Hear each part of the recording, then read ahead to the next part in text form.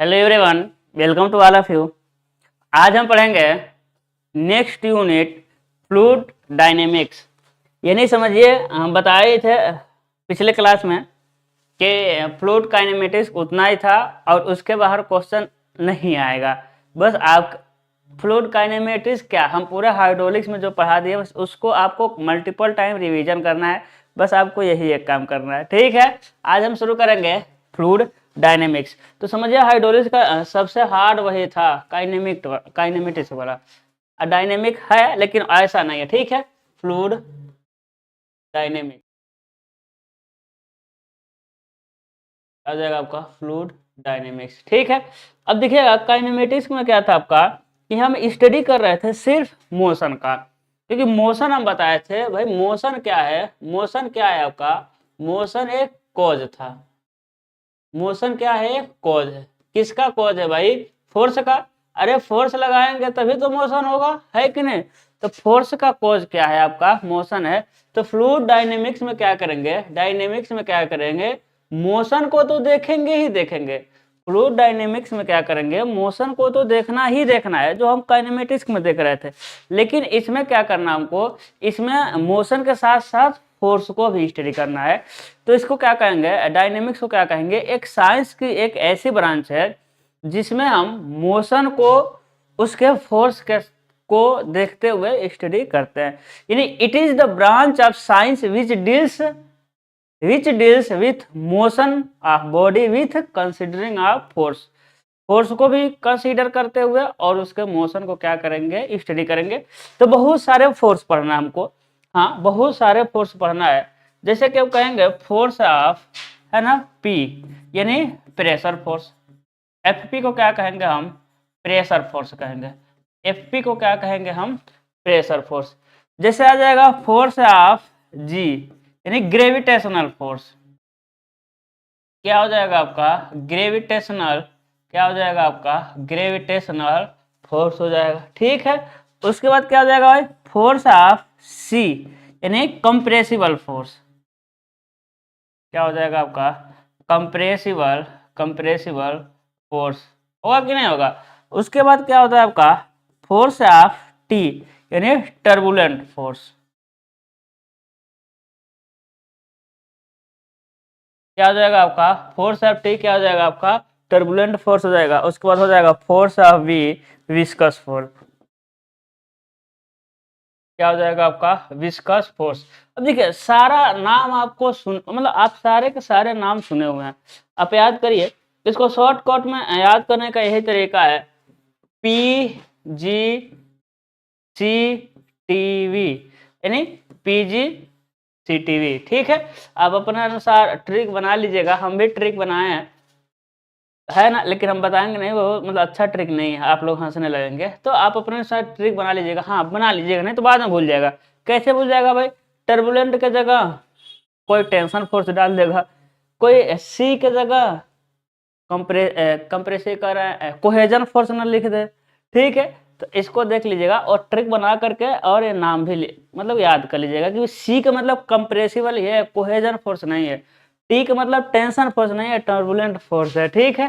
तो ये क्या हो जाएगा आपका? याद कर लीजिएगा, पीजी सी टी वी, है ना, अपना ट्रिक बना करके।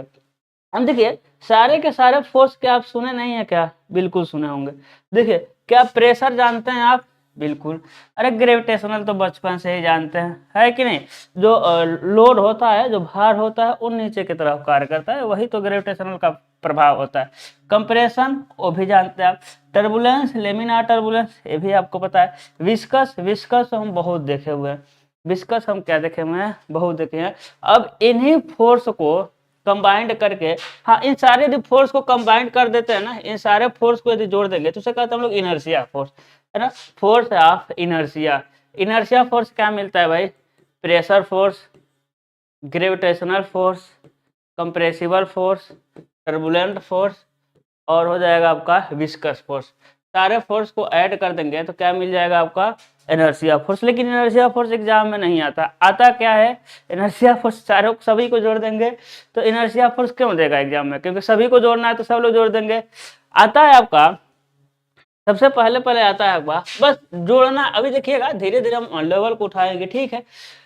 रेनॉल्ड इक्वेशन ऑफ मोशन, सबसे पहले कहेगा कि रेनॉल्ड इक्वेशन ऑफ मोशन क्या है भाई, रेनॉल्ड का,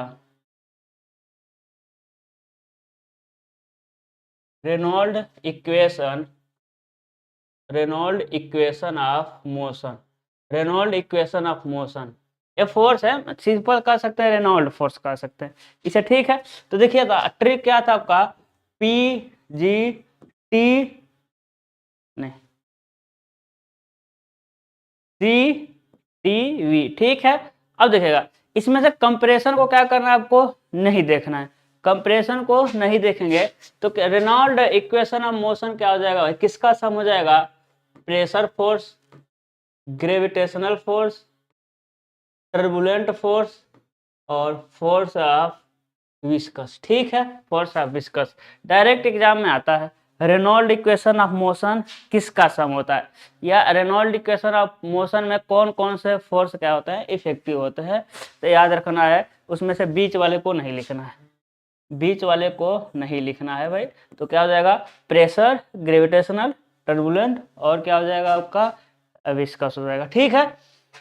फिर दूसरा मेरा आता है Navier stroke, Navier stroke equation of motion, Navier stroke equation of motion, है ना। तो ये किन किन को सम किया गया भाई, इसमें कौन कौन से फोर्स होते हैं। तो देखिए नेवियर स्ट्रोक में क्या करना है कि जो इसे हम कहते हैं जनरलाइज, इसे क्या कहते हैं हम लोग, जनरलाइज कहते हैं, देखेंगे इन्हें टर्बुलेंट, टर्बुलेंट वाले को क्या करना है भाई, निगलेक्ट कर लेना।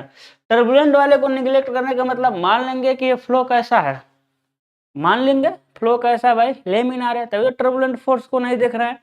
तो क्या हो जाएगा आपका, फोर्स ऑफ मतलब प्रेशर फोर्स, ग्रेविटेशनल फोर्स और विस्कस फोर्स, क्या हो जाएगा, प्रेशर फोर्स, ग्रेविटेशनल फोर्स और विस्कस फोर्स। इसको हम कहते हैं, इसको जनरलाइज कर रहे थे, इसको हम करते हैं generalise equation of motion, generalise, इसे क्या कहते हैं हम लोग, generalise, generalise equation of motion, equation of motion. Generalise मतलब आपको समझ आता है ना, जनरल मतलब किसी कंडीशन में, जनरल मतलब क्या होता है भाई, किसी भी कंडीशन में, तो इसे क्या कहते हैं, जनरलाइज इक्वेशन ऑफ मोशन, ठीक है। अब देखिएगा फिर हम तीसरा देखते हैं आयलर, है ना, Euler equation of motion, Euler equation of motion, क्या देखेंगे हम, आयलर इक्वेशन ऑफ मोशन। तो आयलर इक्वेशन ऑफ मोशन में क्या होता है भाई, अब देखिए हम आयलर इक्वेशन ऑफ मोशन में हम मान लेते हैं कि जो फ्लो है ना, हम मान लेंगे जो फ्लो है वो नॉन विस्कस है, जो फ्लो है वो क्या है भाई, नॉन, एजम्पशन भी तो होता है ना। तो जो नॉन विस्कस फ्लो हम मान लेंगे कि जो फ्लो है वो क्या हो जाएगा आपका, नॉन विस्कस फ्लो हो जाएगा। तो हो जाएगा आपका प्रेशर फोर्स और ग्रेविटेशनल फोर्स, डायरेक्ट आएगा, अभी बता रहे हैं कैसे आएगा, क्या हो जाएगा आपका, प्रेशर फोर्स और ग्रेविटेशनल फोर्स का सम आपको क्या देगा, Euler momentum, Euler equation of motion, Euler, Euler इसको आयलर मोमेंटम इक्वेशन भी कह सकते हैं, ठीक है। देखिए लिख दिए ऊपर के देख करके, ठीक है।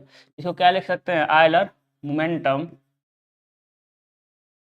आयलर मोमेंटम इक्वेशन, क्या लिख सकते हैं इसे, आयलर मोमेंटम इक्वेशन। इसमें फ्लो को क्या मान लिया है कि जो फ्लो हो रहा है वो कैसा है भाई, नॉन विस्कस। अब इसको और छोटा करेंगे, है ना, जब इसको और छोटा करेंगे तो आएगा चौथा, चौथा आएगा और सबसे इंपॉर्टेंट आएगा Bernoulli, Bernoulli's equation of motion. Bernoulli equation of motion में क्या करेंगे, जो फ्लो होगा ना, बर्नौली इक्वेशन ऑफ मोशन में फ्लो को, अब बताइएगा हम देखे कितने सारे फोर्स थे, इनर्शिया फोर्स में हम देखे थे कि इनर्शिया फोर्स में हम सबको क्या मान लिए थे भाई, इनर्शिया फोर्स में हम सबको क्या मान लिए थे, सब सभी फोर्स को सम किए थे। उसके बाद इनर्शिया के बाद रेनॉल्ड में आया तो कंप्रेशन, कंप्रेसिबल फोर्स को निगलेक्ट किए हैं। फिर हम आए नेवियर स्ट्रोक में तो टर्बुलेंट फोर्स को निगलेक्ट किए हैं। फिर आयलर में आए हैं तो विस्कस फोर्स को निगलेक्ट किए हैं। अब क्या है, बर्नौली इक्वेशन ऑफ मोशन में यही जो है ना, ये बर्नौली इक्वेशन ऑफ मोशन जो है यही बेस जो है किसके का एग्जाम में आपका, सिर्फ ये तो हम आगे भी बताएंगे, डायरेक्ट क्वेश्चन आता है कि जो बर्नौली इक्वेशन ऑफ मोशन है एक किस नियम को फॉलो करती है, किस लॉ को फॉलो करती है। तो ये जैसे कि हम पढ़ाए थे कंटिन्यूटी इक्वेशन पढ़ाए थे, तो कंटिन्यूटी इक्वेशन बताए थे। कंटिन्यूटी इक्वेशन क्या होता है भाई, law of conservation of mass है ना। तो ये है बेस्ड ऑन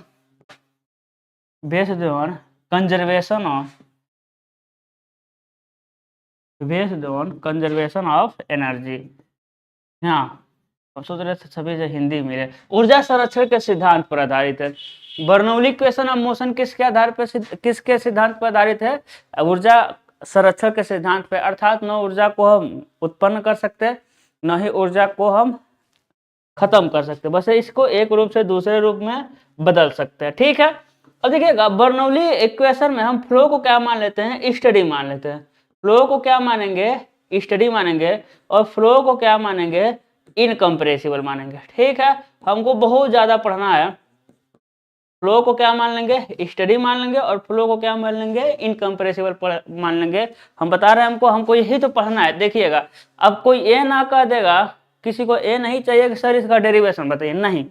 आपके एग्जाम में क्या आएगा, डायरेक्ट फार्मूला, डायरेक्ट यही पूछेगा कि Navier stroke equation of motion में कौन कौन से फोर्स होते हैं। तो आपको याद रखना है प्रेशर फोर्स, ग्रेविटी फोर्स और विस्कस फोर्स। क्योंकि इन लोगों का डेरिवेशन जो है वो 4-4, 5-5 पेज का है। पेज नहीं, 4-4, 5-5 पन्ने का है, 10 पेज में चला जाएगा। ठीक है, तो डेरिवेशन इनका आएगा नहीं, डेरिवेशन तो किसी का भी नहीं आएगा, लेकिन कुछ छोटे डेरिवेशन जो होते हैं उसको हम लोग कर देते हैं। लेकिन अब जो लेंदी डेरिवेशन उसको करने का कोई मतलब ही नहीं आता है। तो हम दो का डेरिवेशन कर रहे हैं, तो दो ही का डेरिवेशन आप देखेंगे बहुत लेंदी हो जाएगा।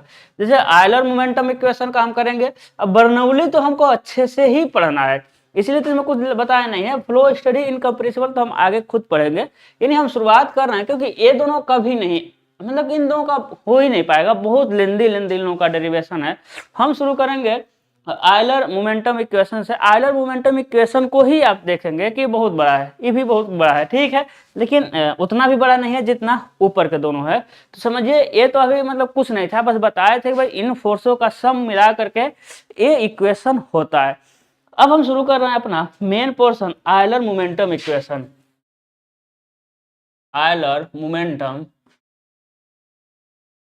मोमेंटम इक्वेशन, ध्यान दीजिएगा, जो नेवियर स्ट्रोक इक्वेशन था, नेवियर स्ट्रोक को हम लोग जनरलाइज कहते हैं। ये भी एग्जाम में आया हुआ है कि इनमें से किस इक्वेशन ऑफ मोशन को जनरलाइज कहते हैं।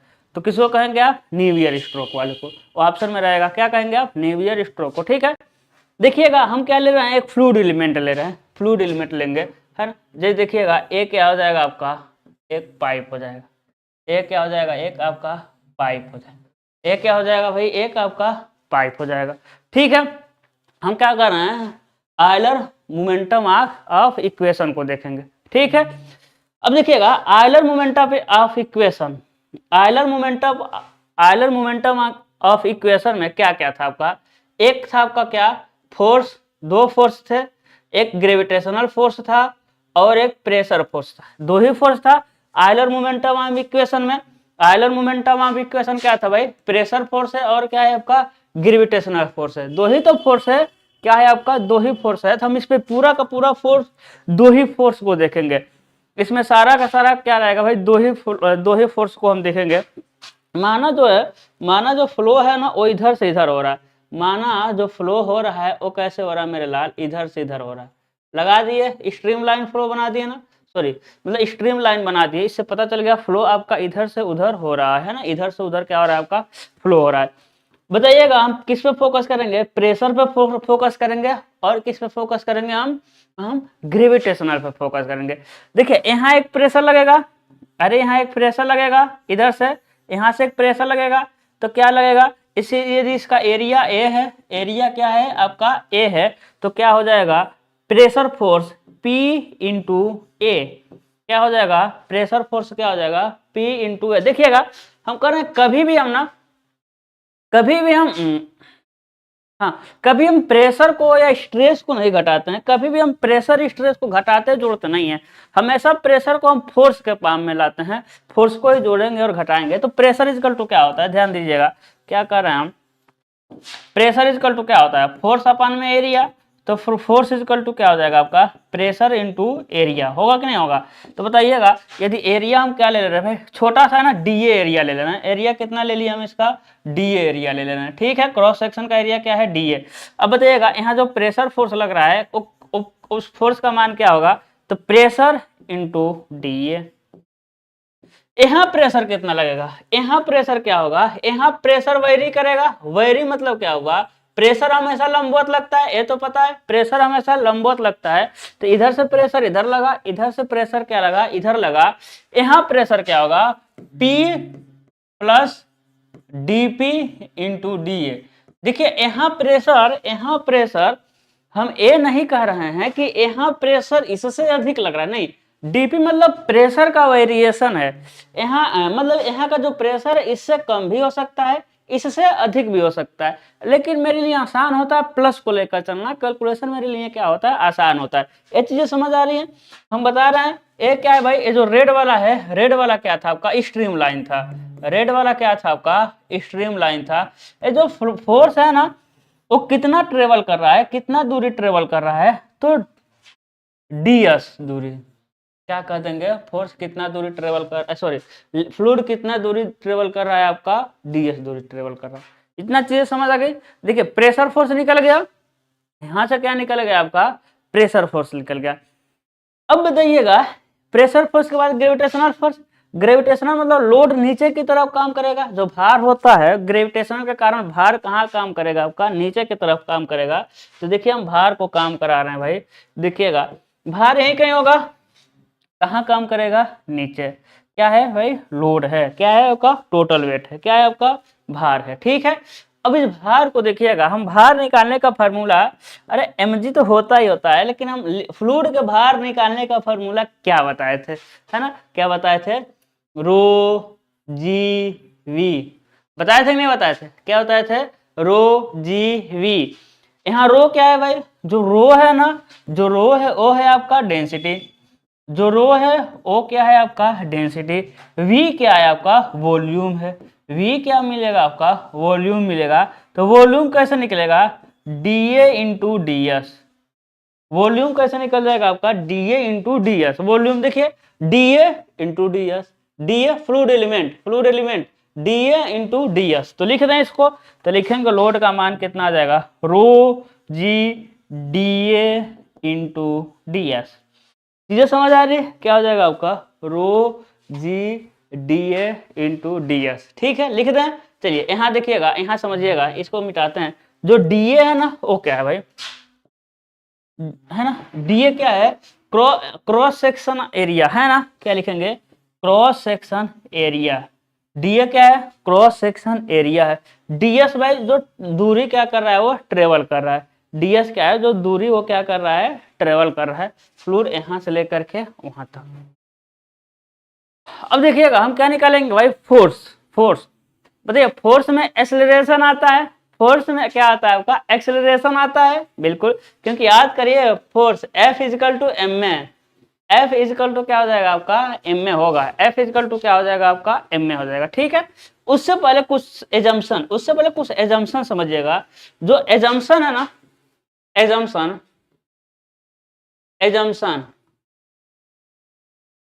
है ना, जो एजम्पशन समझिएगा, पहला एजम्पशन क्या है, जो फ्लो है ना, जो फ्लो है वो स्ट्रीम लाइन फ्लो है, जो फ्लो है ना वो क्या है भाई, स्ट्रीम लाइन। देखिए स्ट्रीम लाइन बना है, तो जो फ्लो है वो क्या है आपका, स्ट्रीम लाइन है।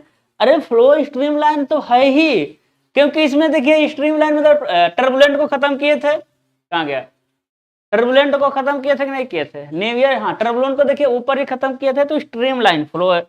उसके साथ साथ समझना है कि जो सबसे इंपॉर्टेंट है, जो फ्लो है ना, जो फ्लो है वो 1D फ्लो है, क्या है, 1 डायमेंशनल फ्लो है, यानी कि जो फ्लो है वो बस इसी एस हम कह देंगे, ये कौन सा डायरेक्शन है भाई, ये रेड वाला हम कह देंगे ये एस डायरेक्शन है, कैपिटल एस डायरेक्शन, क्योंकि ये हॉरिजेंटल वर्टिकल नहीं है, ये क्या है, इंक्लाइंड है। तो हम मान लिए जो फ्लो हो रहा है वो किस डायरेक्शन में हो रहा है, एस डायरेक्शन में।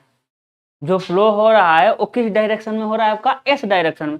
आप याद करिए, हम टोटल जब फोर्स निकाले थे, याद करिए आप, जब हम टोटल फोर्स निकाले थे तो कैसे निकाले थे, टोटल फोर्स निकाले थे तो सबसे पहले इंक्लाइंड पे निकाले थे। इंक्लाइंड पे निकाले थे, क्या आया था, एच स्टार इक्वल टू क्या आया था आपका, एच बार प्लस आई जी साइन स्क्वायर थीटा अपन में ए एच बार, यही था ना, यही था। ठीक है, बताइएगा जब इसको निकालिए तो थीटा को 0 रखे थे तो हॉरिजेंटल हो गया था, थीटा को 90 रखे थे वर्टिकल हो गया था।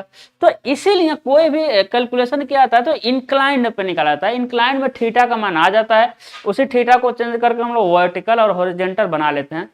तो एस डायरेक्शन मतलब क्या हो गया, एस एस एस मतलब हुआ कि जो फ्लो हो रहा है वो ना हॉरिजेंटल डायरेक्शन में हो रहा है, ना ही इंक्लाइंड डायरेक्शन में हो रहा है, ओ सॉरी, ना ही हॉरिजेंटल डायरेक्शन में हो रहा है, ना ही वर्टिकल डायरेक्शन में हो रहा है। किस डायरेक्शन में हो रहा है, एस डायरेक्शन में, थोड़ा एंगल पे है ना, इंक्लाइंड है नहीं, किस डायरेक्शन में हो रहा है आपका, एस डायरेक्शन में।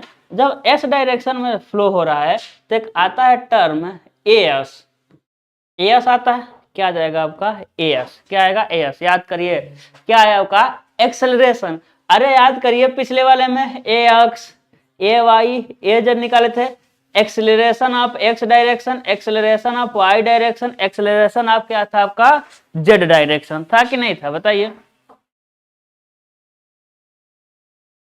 है ना। तो बताइएगा था, तीनों था। तो ये क्या है, acceleration of X direction, acceleration of क्या है, एस डायरेक्शन। तो लिख देंगे एक्सेलरेशन ऑफ एस डायरेक्शन, क्या है, एक्सेलरेशन ऑफ एस डायरेक्शन।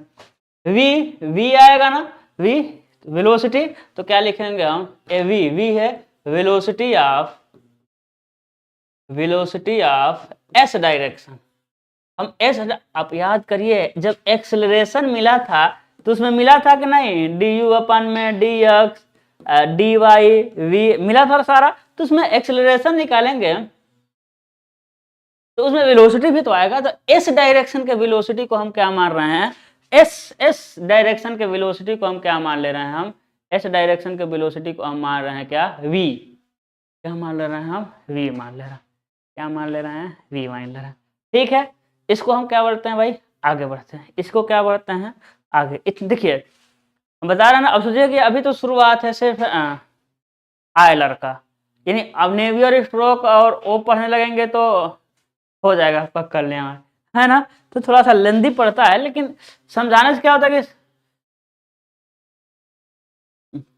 समझाने से होता है कि बहुत सारे फार्मूले आपको मतलब दिख जाते हैं कैसे आया हुआ, ठीक है। लेकिन ये अब सबका सबका समझाने का कोई मतलब नहीं है, कुछ चीज़ें होती हैं जो आपको याद करना पड़ेगा। कंपटीशन में डिप्लोमा बीटेक की अलग बात है, उसमें आता है डेरिवेशन तो सारा पढ़ाया जाता है। देखिएगा इसीलिए जब डिप्लोमा बीटेक लड़के कहते हैं तो हम लोग कहते हैं भाई पढ़ लो, ठीक है, लेकिन कोई नहीं पढ़ता। चलिए इसको बनाते हैं।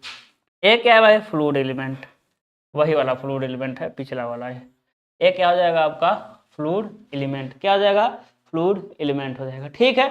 अब देखिएगा जो इस पे था फ्लो ऐसा ही हो रहा था, नीचे लगा था, क्या नीचे लगा था भाई, rho G D A D S, क्या था आपका rho G D A D S.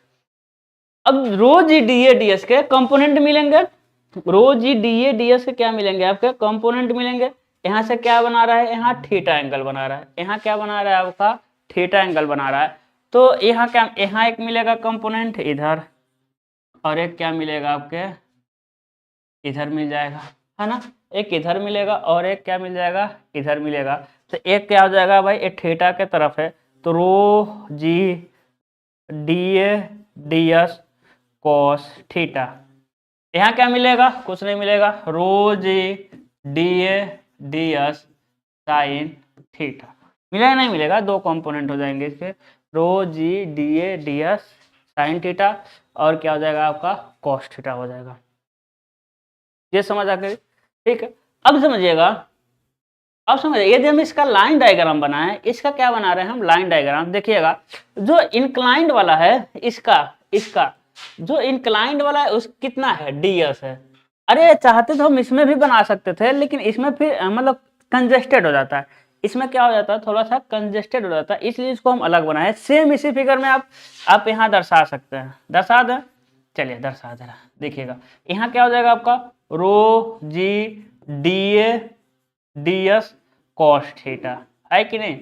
यहाँ क्या हो जाएगा rho G D A D s sine theta, ठीक है। एक क्या था आपका थीटा, दिखाई दे रहा है ना भाई, एक क्या था आपका थीटा था, ठीक है, यही बना दे रहे हैं। चलिए अब समझिएगा, यदि इसका हम लाइन डायग्राम बनाएं, यदि इसका हम सिर्फ लाइन डायग्राम बनाएं तो देखिएगा, लाइन डायग्राम बनाएं तो देखिएगा क्या होगा, ठीक, जगह है तो फालतू के कंजेस्टेड करना। इसका लाइन डायग्राम बना रहे, देखिएगा ए हो जाएगा आपका डीएस, ए क्या हो जाएगा आपका डीएस, यहाँ से ए जाएगा, है कि नहीं, अरे यहाँ से कुछ ना कुछ तो जाएगा ना, देखिए यहाँ से ए वाला, यहाँ से ए वाला, तो बनाइए, इसका कुछ हॉरिजेंटल डिस्टेंस होगा, इसका कुछ क्या होगा वर्टिकल डिस्टेंस होगा, कुछ हॉरिजेंटल होगा, कुछ क्या होगा आपका वर्टिकल होगा, ठीक है। अब देखिएगा यहाँ एंगल बना रहा है, देखिए यही तो एंगल बना रहा है आपका थीटा, एंगल कितना बना रहा है आपका थीटा, जो वर्टिकल डिस्टेंस हो क्या है dz, और इंक्लाइन डिस्टेंस क्या है आपका ds, क्या है इंक्लाइन डिस्टेंस क्या है ds है, ठीक है। तो ds क्या हो जाएगा भाई इंक्लाइन डिस्टेंस, लिखिए था ds क्या हो जाएगा, ds क्या है incline distance, incline distance of fluid element, है कि नहीं। dz क्या हो जाएगा आपका वर्टिकल डिस्टेंस, वर्टिकल डिस्टेंस, ठीक है, इंक्लाइन डिस्टेंस हो जाएगा, और क्या हो जाएगा आपका वर्टिकल डिस्टेंस हो जाएगा, ठीक है। यदि कोस थीटा लगा दें तो क्या होता है आधार बटे कर्ण हो जाएगा। अब आधार देखिएगा क्या हो जाएगा आधार बटे कर्ण, यही तो होता है, यानी लिखेंगे हम बेस अपान में हाइपोटेनस, बेस अपान में क्या हो जाएगा आपका हाइपोटेनस। अब सोचिए बेस क्या होगा, खुद सोचिए बेस क्या होगा, थीटा जहां बनता है कि नहीं, तो बेस हो जाएगा आपका dz, है कि नहीं, हाइपोटेनस मिल जाएगा आपका ds, क्या मिल जाएगा ds, तो यहाँ से dz फार्मूला निकल के आएगा ds cos थीटा। अब ds cos थीटा को हम सिर्फ लिख देंगे dz, है ना, ds cos थीटा को हम क्या लिख सकते हैं dz, ds cos थीटा इसमें आया है ना, ds cos थीटा आया है, ठीक है। यही तो फ्लूइड को मतलब कि फ्लूइड को बहने देगा या रोकेगा, फ्लूइड को बहने देगा या रोकेगा, यानी फ्लूइड के फ्लो में यही इफेक्ट करेगा, ए तो नहीं करने वाला है, साइन थीटा नहीं करने वाला, इफेक्ट कौन करेगा फ्लूइड के फ्लो में इफेक्ट कौन करेगा, यही करेगा कॉस थीटा वाला, ठीक है। चलिए अब हम देखेंगे क्या फोर्स, अब सारा ग्रेविटेशनल फोर्स और प्रेशर फोर्स को हम निकाल लिए, अब हम डायरेक्ट जाएंगे और फोर्स को देखेंगे न्यूटन सेकेंड लॉ, है ना, तो देखेंगे from Newton second law. Newton का सेकेंड लॉ क्या कहता है मेरे लाल, वो कहता है ना summation of force is equal to M A, कहता है summation of force is equal to क्या हो जाएगा M A in given direction, मतलब जिस डायरेक्शन का जिस डायरेक्शन में फोर्स लगाएंगे उसी डायरेक्शन का एक्सेलरेशन हमको देखना है, इन गिवन डायरेक्शन मतलब हुआ कि फोर्स जिस डायरेक्शन में लगाएंगे एक्सेलरेशन उसी डायरेक्शन का भी लेना है, ठीक है। अब याद करिए आप फोर्स क्या हो जाएगा एम ए होगा, तो पहले एक्सेलरेशन देख लें, पहले एक्सेलरेशन, तो याद करिए एक्सेलरेशन हम कैसे निकाले थे पिछले में, देखिएगा एक्सेलरेशन ऑफ एक्स डायरेक्शन, याद करिए एक्सेलरेशन ऑफ एक्स डायरेक्शन क्या था, u डेल यू अपान में डेल एक्स था कि नहीं था, plus v del u upon में del x plus w del u upon में del x plus del u upon में डेल टी, दिख रहा है, ठीक है ना, डेल यू अपान में डेल टी था कि नहीं था, सोचिए था कि नहीं था, पिछले में था, बिल्कुल निकाले थे इन एक्स डायरेक्शन, लेकिन ये क्या है भाई 1D फ्लो है, इसमें जो फ्लो हो रहा है क्या हो रहा है 1 डायमेंशनल हो रहा है, ये जो फ्लो था, अरे यार ये जो फ्लो था किसमें था भाई 3D में है कि नहीं। देखिए मेरे माइंड में था कि सिर्फ x ही रहेगा, सिर्फ मेरे माइंड में था सिर्फ x ही रहेगा, x ही लिख दिए, ठीक है। लेकिन ये फ्लो किस में है, 3D में है, y z है ना। तो देखिए 1D फ्लो के लिए तो ये तो दोनों रहेगा नहीं, 1D फ्लो में ये दोनों नहीं आएंगे। 1D फ्लो में क्या आएगा आपका, 1D फ्लो में क्या आएगा, डेल यू अपान में del x plus del u upon में डेल टी, यही तो आएगा 1D फ्लो में, है ना। क्योंकि हम माने हैं फॉर 1D फ्लो, हम माने हैं कि जो फ्लो है इसमें क्या हो रहा है, 1D हो रहा है, सिर्फ एक्स एस डायरेक्शन में, सिर्फ क्या हो रहा है, एस डायरेक्शन में। तो ये तो एक्स डायरेक्शन का एक्सेलरेशन है, एक्स डायरेक्शन का है, हमको चाहिए सिर्फ एस डायरेक्शन का एक्सेलरेशन।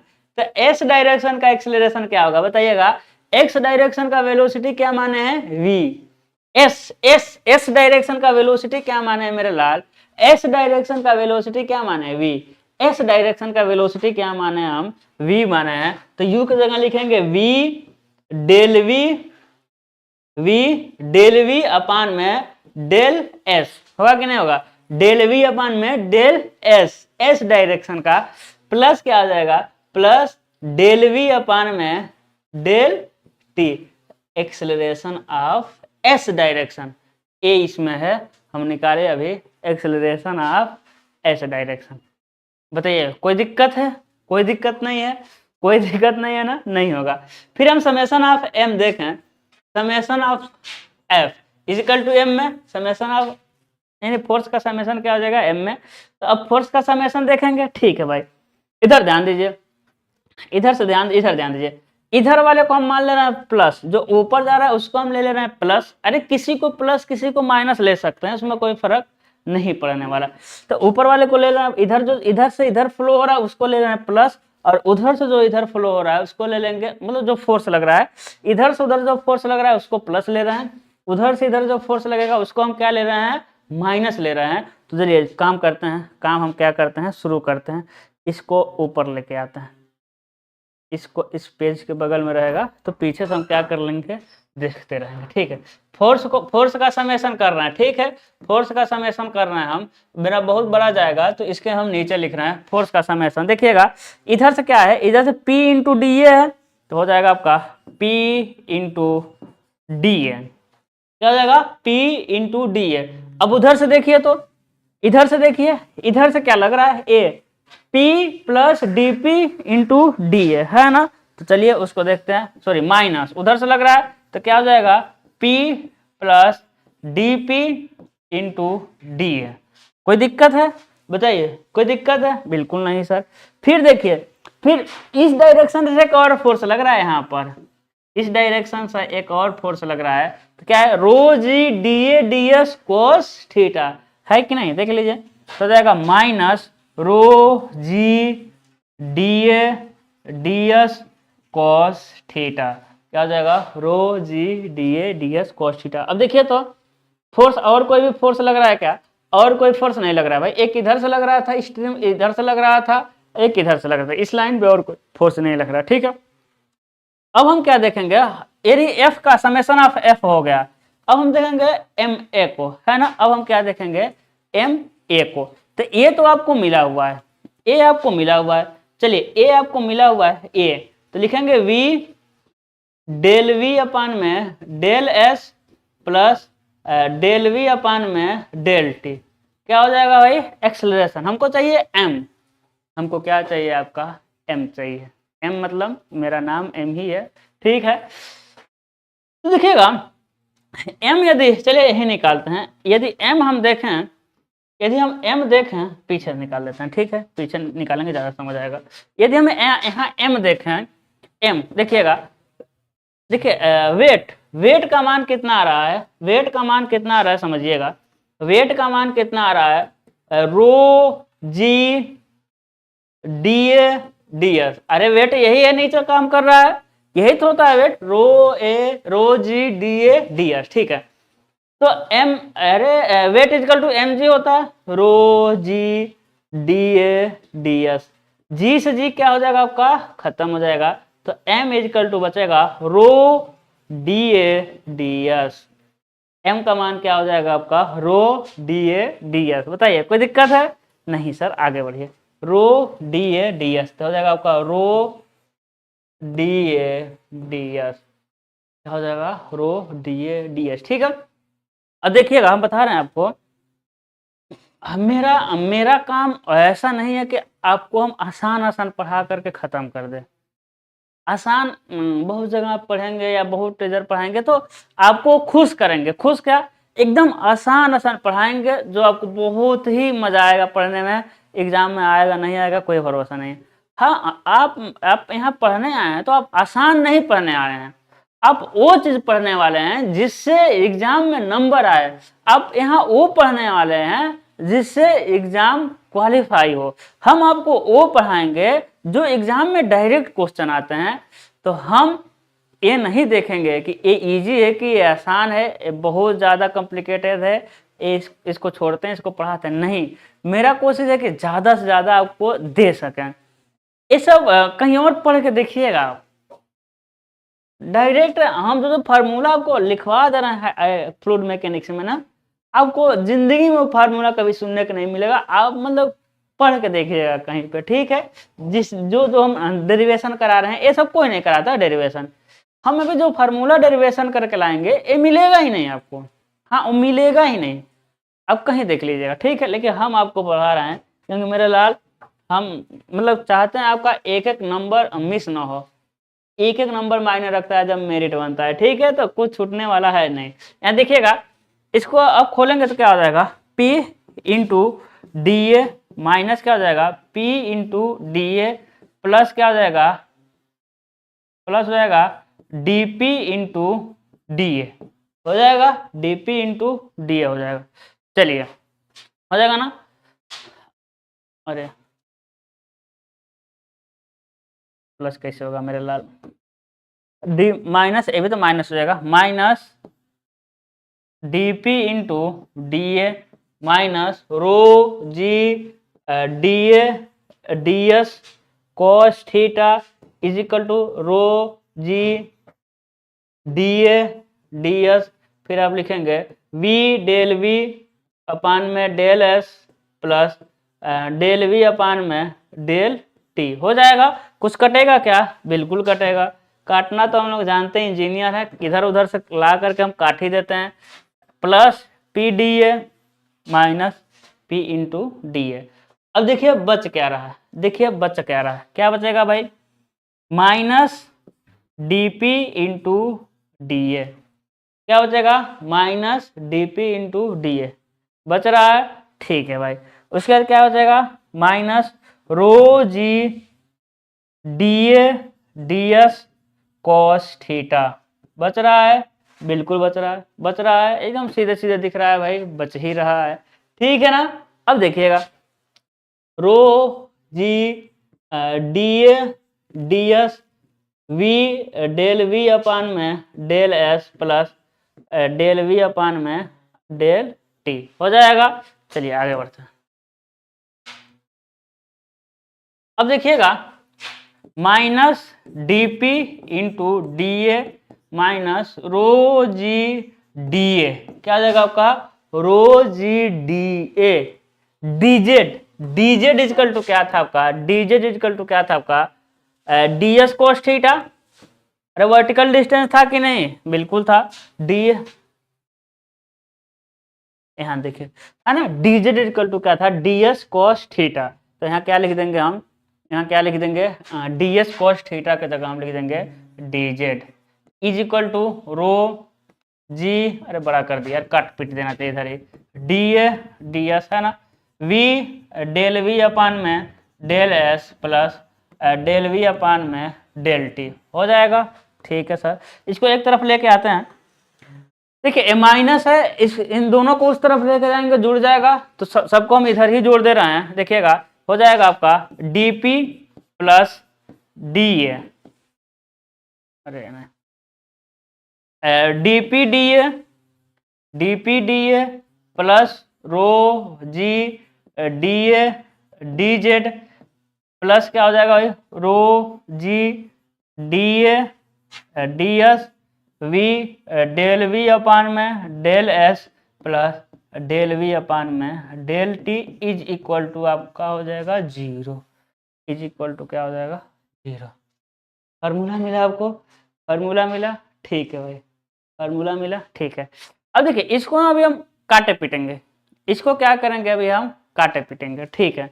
ये मतलब समझ लीजिएगा यहाँ से ये मेन फार्मूला है। अब देखिए काट रहे हैं, सब में क्या कॉमन है, सब में क्या यहाँ से देखिए D A D A D A, यदि डी ए को बाहर निकाल कर उधर भेज दें 0 हो जाएगा, तो हो जाएगा और छोटा हो जाएगा डी पी प्लस रो जी डी जेड प्लस रो जी डी एस, है ना, V V del we upon में del S plus del we upon में del T is equal to क्या हो जाएगा 0।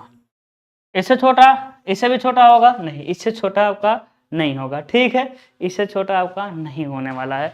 इसे कहते हैं ओल्ड आयलर मोमेंटम इक्वेशन। ये ओल्ड वाला है इसलिए हम कह रहे हैं कि सारा नहीं मिलेगा, है ना। इसे कहते हैं old Euler momentum equation, momentum equation. ये क्या है भाई, ओल्ड आयलर मोमेंटम इक्वेशन है, मतलब पुराना पुराना। लेकिन हम जानते हैं एजम्पशन को लगा लगा के, एजम्पशन लगा लगा के चीजें हम क्या बना देते हैं, आसान बना देते हैं। तो हम मान लेंगे, माना क्या है, फ्लो इज स्टडी, जो फ्लो हो रहा है ना वो स्टडी हो रहा है। तो बताइएगा डेल वी अपान में del T is equal to क्या हो जाएगा 0, होगा कि नहीं। यदि हम फ्लो को स्टडी मान रहे हैं तो डेल वी अपान में del T is equal to 0 हो जाएगा। चलिए यदि इसमें रखेंगे तो क्या मिलेगा, डी पी प्लस रो जी डी जेड प्लस रो जी डी एस इंटू क्या मिल जाएगा, into V del we upon में डेल एस। ये तो 0 हो जाएगा, इज इक्वल टू क्या हो जाएगा 0, क्योंकि ए वाला क्या हो जाएगा अब 0 हो जाएगा, क्योंकि हम मान लिए कि जो फ्लो हो रहा है वो क्या हो रहा है, आपका स्टडी हो रहा है। जो फ्लो हो रहा है वो क्या हो रहा है, स्टडी हो रहा है। लेकिन देखिएगा ऊपर देखिए जो ओल्ड आयलर मोमेंटम इक्वेशन है उसमें देखिएगा जो वेलोसिटी है ना, और velocity is the function of किसका फंक्शन है भाई, स्पेस का एंड टाइम का। देखिए वेलोसिटी जो इसमें इस वाले फिगर में देखिए, वेलोसिटी किसका फंक्शन है, क्रॉस सेक्शन का, स्पेस मतलब क्रॉस सेक्शन और टाइम का। तो ओल्ड आयलर फार्मूला में जो वेलोसिटी था वो किसका फंक्शन था, स्पेस एंड टाइम का। लेकिन जैसे ही हम माने हैं कि जो फ्लो है वो स्टडी है, जैसे हम माने हैं जो फ्लो है वो स्टडी है, तो ये हो गया 0। नए वाले में देखिए, नए वाले में जो वेलोसिटी है वो सिर्फ किसका फंक्शन है, नए वाले में देखेंगे तो वेलोसिटी सिर्फ फंक्शन आ रहा है आपका क्या, किसका, नए वाले में देखेंगे तो वेलोसिटी किसका फंक्शन आ रहा है भाई, सिर्फ स्पेस का आ रहा है। देखिए वेलोसिटी किसका फंक्शन आ रहा है, सिर्फ स्पेस का। यानी कहेंगे velocity is pure function of क्या है भाई, इसमें क्या था इसमें कहेंगे velocity the pure function of space.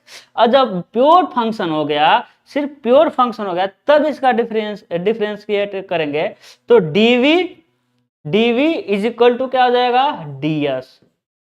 Full कर रहे हैं, ठीक है, डीवी ds जब क्या होगा एक ही पे डिपेंड कर रहा है, तो DV ds is equal to क्या हो जाएगा आपका डेल एस, क्या हो जाएगा del S. Function del S जब एक ही पर डिपेंड करता है, ds डेल एस क्या हो जाएगा, इक्वल हो जाएगा, डेल एस क्या हो जाएगा आपका इक्वल हो जाएगा। देखिएगा यहाँ से जैसे ही ये इक्वल होगा, यहाँ से ds हो जाएगा, कट जाएगा, यहाँ से डेल एस कट जाएगा, तो बचेगा क्या, dp प्लस रो जी D Z plus rho G क्या मिलेगा, rho G V del V is equal to क्या मिलेगा आपको 0। V del V equal to क्या होगा 0 होगा। कुछ नहीं करना है, करना आपको है रो से भाग दीजिए, रो से भाग देना पर, रो से क्या करेंगे हम भाग देंगे। जब रो से भाग देंगे तो एक फार्मूला मिलेगा आपको, डीपी अपान में रो प्लस यहाँ रो कटेगा तो G D Z plus G G V into del V, क्या मिलेगा, वी इंटू डेल वी मिलेगा। ठीक है ना। कुछ हमको ना इसमें डिस्टर्ब लग रहा है पीछे से कुछ हमारा है, कुछ लेकर आ गए हैं। किसको लेकर आ गए हैं भाई, जी को। जी को तो कटना चाहिए, जी ना कटना चाहिए, रो जी डी एस। ठीक है, वेट ए मिनट, ये जी नहीं आता है भाई, कहाँ से हम लेते आए हैं।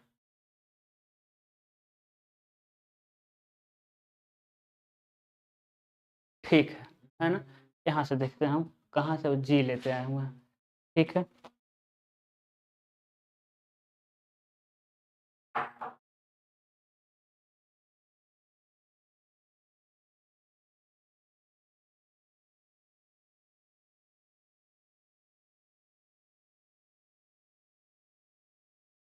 छोटा हो जाओ, छोटा हो जाओ, छोटा हो जाओ, शुरू से देखना पड़ेगा ना।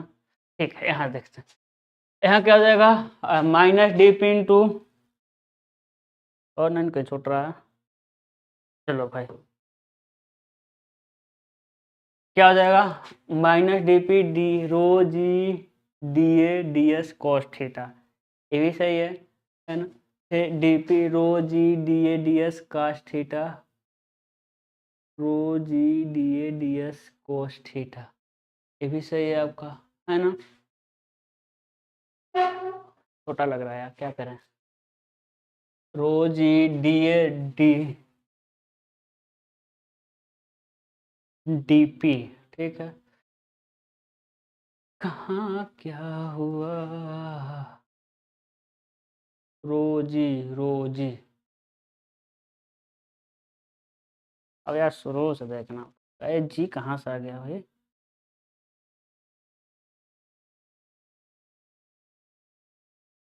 चलिए यहाँ से देखते हैं। ठीक है, एफ इजकल टू एम में एफ हो गया, P D A P D A P into D A rho G D A G D Z D A cos theta. ठीक है,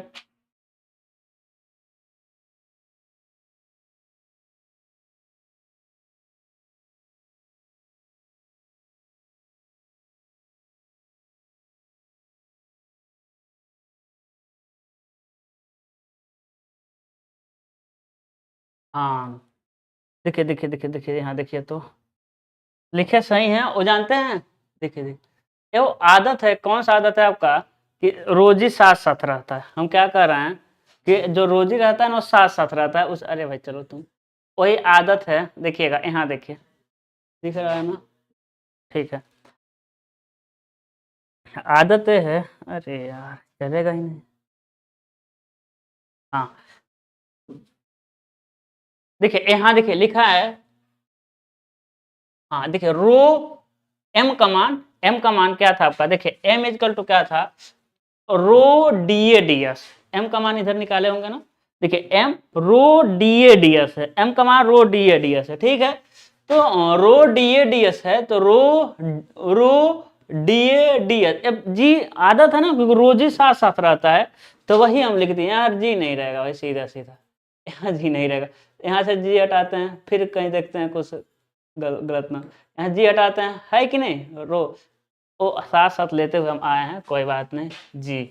ठीक है जी, हाँ यहीं से हटेगा। ठीक है, चलिए आगे बढ़ते हैं।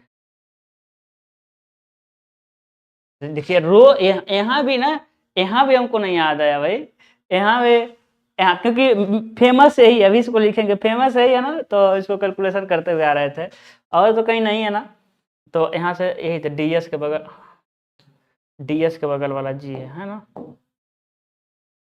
अरे नहीं, जीएस के बगल वाला डी, आ जाओ भाई, जी आ जाओ, है ना, तो यहाँ से क्या हो जाएगा, जी हट जाएगा, हाँ वी डी वी, है ना। तो ये छोटा फार्मूला है, तो ये मतलब एग्जाम में ही आएगा आपका, एग्जाम में क्या आएगा मेरे लाल, चलो भाई तुम, ऐसा ही था ऊपर, है। तो एग्जाम में 10 मिनट ले लिया, एग्जाम में ही आएगा इज इक्वल टू 0, है ना। तो ये तो फार्मूला याद रखना पड़ेगा, पुराना वाले भूल जाइएगा, लेकिन पुराने से ही आएगा इसलिए पुराना बताना पड़ता है। तो इसे एक क्या है भाई, ये न्यू वाला है, ये क्या है, न्यू ऑयलर मोमेंटम इक्वेशन, जिसे हम कहते हैं famous famous famous Euler momentum equation. Famous क्या हो जाएगा आपका, Euler momentum equation is equal to 0। ठीक है, तो इसको याद रखिएगा, ए डायरेक्ट क्वेश्चन आएगा। एक क्या होगा भाई, ए डायरेक्ट क्वेश्चन आएगा, फार्मूला दे देगा, फार्मूला दे देगा, कहेगा ये किसका इक्वेशन है, ऐसा कह सकता है। या फिर वो क्या कहेगा कि ऑयलर इक्वेशन लिखिए, ऑयलर मोमेंटम इक्वेशन लिखिए, तो यही लिखना पड़ेगा, पुराना वाला नहीं है। ठीक है, ये फेमस है। ठीक है, तो देखिएगा अब क्या करेंगे, इसका इंटीग्रेट कर रहे हैं इसको। अब क्या करेंगे इस फार्मूला, देखिए आज पूरा फार्मूला हो जाएगा। इसको क्या करना है, इंटीग्रेट करना है। इसको क्या करेंगे हम, इंटीग्रेट करेंगे, है ना। अभी तक इंटीग्रेट हमको लगा पहली बार आ भी रहा है, इसको क्या करेंगे, इंटीग्रेट करेंगे तो क्या हो जाएगा, देखिएगा। क्यों धीरे काम कर रहा है भाई, ये क्या हो जाएगा, करिए तो हो जाएगा डीपी अपान में रो, है ना, डीपी अपान में रो प्लस क्या हो जाएगा, जी डी जेड प्लस क्या हो जाएगा, वी वी डेल वी, है ना। इसको लिख दे रहे हैं कांस्टेंट, जीरो का क्या हो जाएगा आपका, कांस्टेंट हो जाएगा। कोई दिक्कत है, जीरो का क्या हो जाएगा आपका, कांस्टेंट हो जाएगा। ठीक है ना। देखिएगा ये जो रहेगा ना डीवी, ठीक है, डीवी भी फुल फुल प्योर क्या है कि भाई, डीवी भी क्या है आपका वी हो जाएगा, तो इसको हम लिख देंगे डीवी। ठीक है, इसको क्या लिख रहे हैं हम, डीवी लिख रहे हैं। बाकी ये फुल डिफरेंस कर रहा है ना, मतलब कि प्योर फंक्शन है, तो प्योर फंक्शन में डेल और डीवी से फर्क नहीं पड़ता है, लेकिन डी लेकर चलते हैं प्योर में। ठीक है, तो क्या हो जाएगा आपका डीवी, क्या हो जाएगा आपका, डीवी हो जाएगा।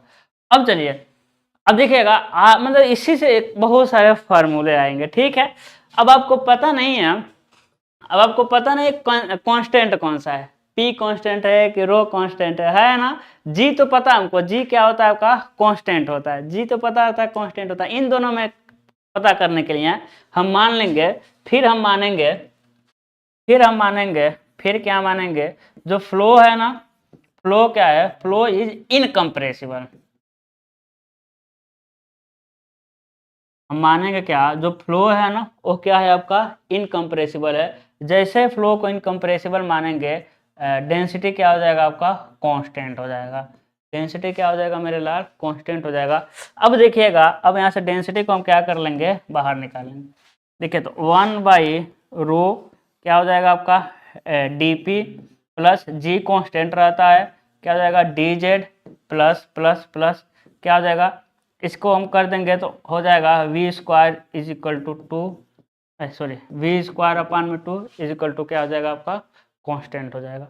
अब देखिए एक क्या हो जाएगा भाई, पी प्रेशर हो जाएगा, फुल प्रेशर इनटू रो प्लस जी जेड हो जाएगा, क्या हो जाएगा भाई, जी जेड हो जाएगा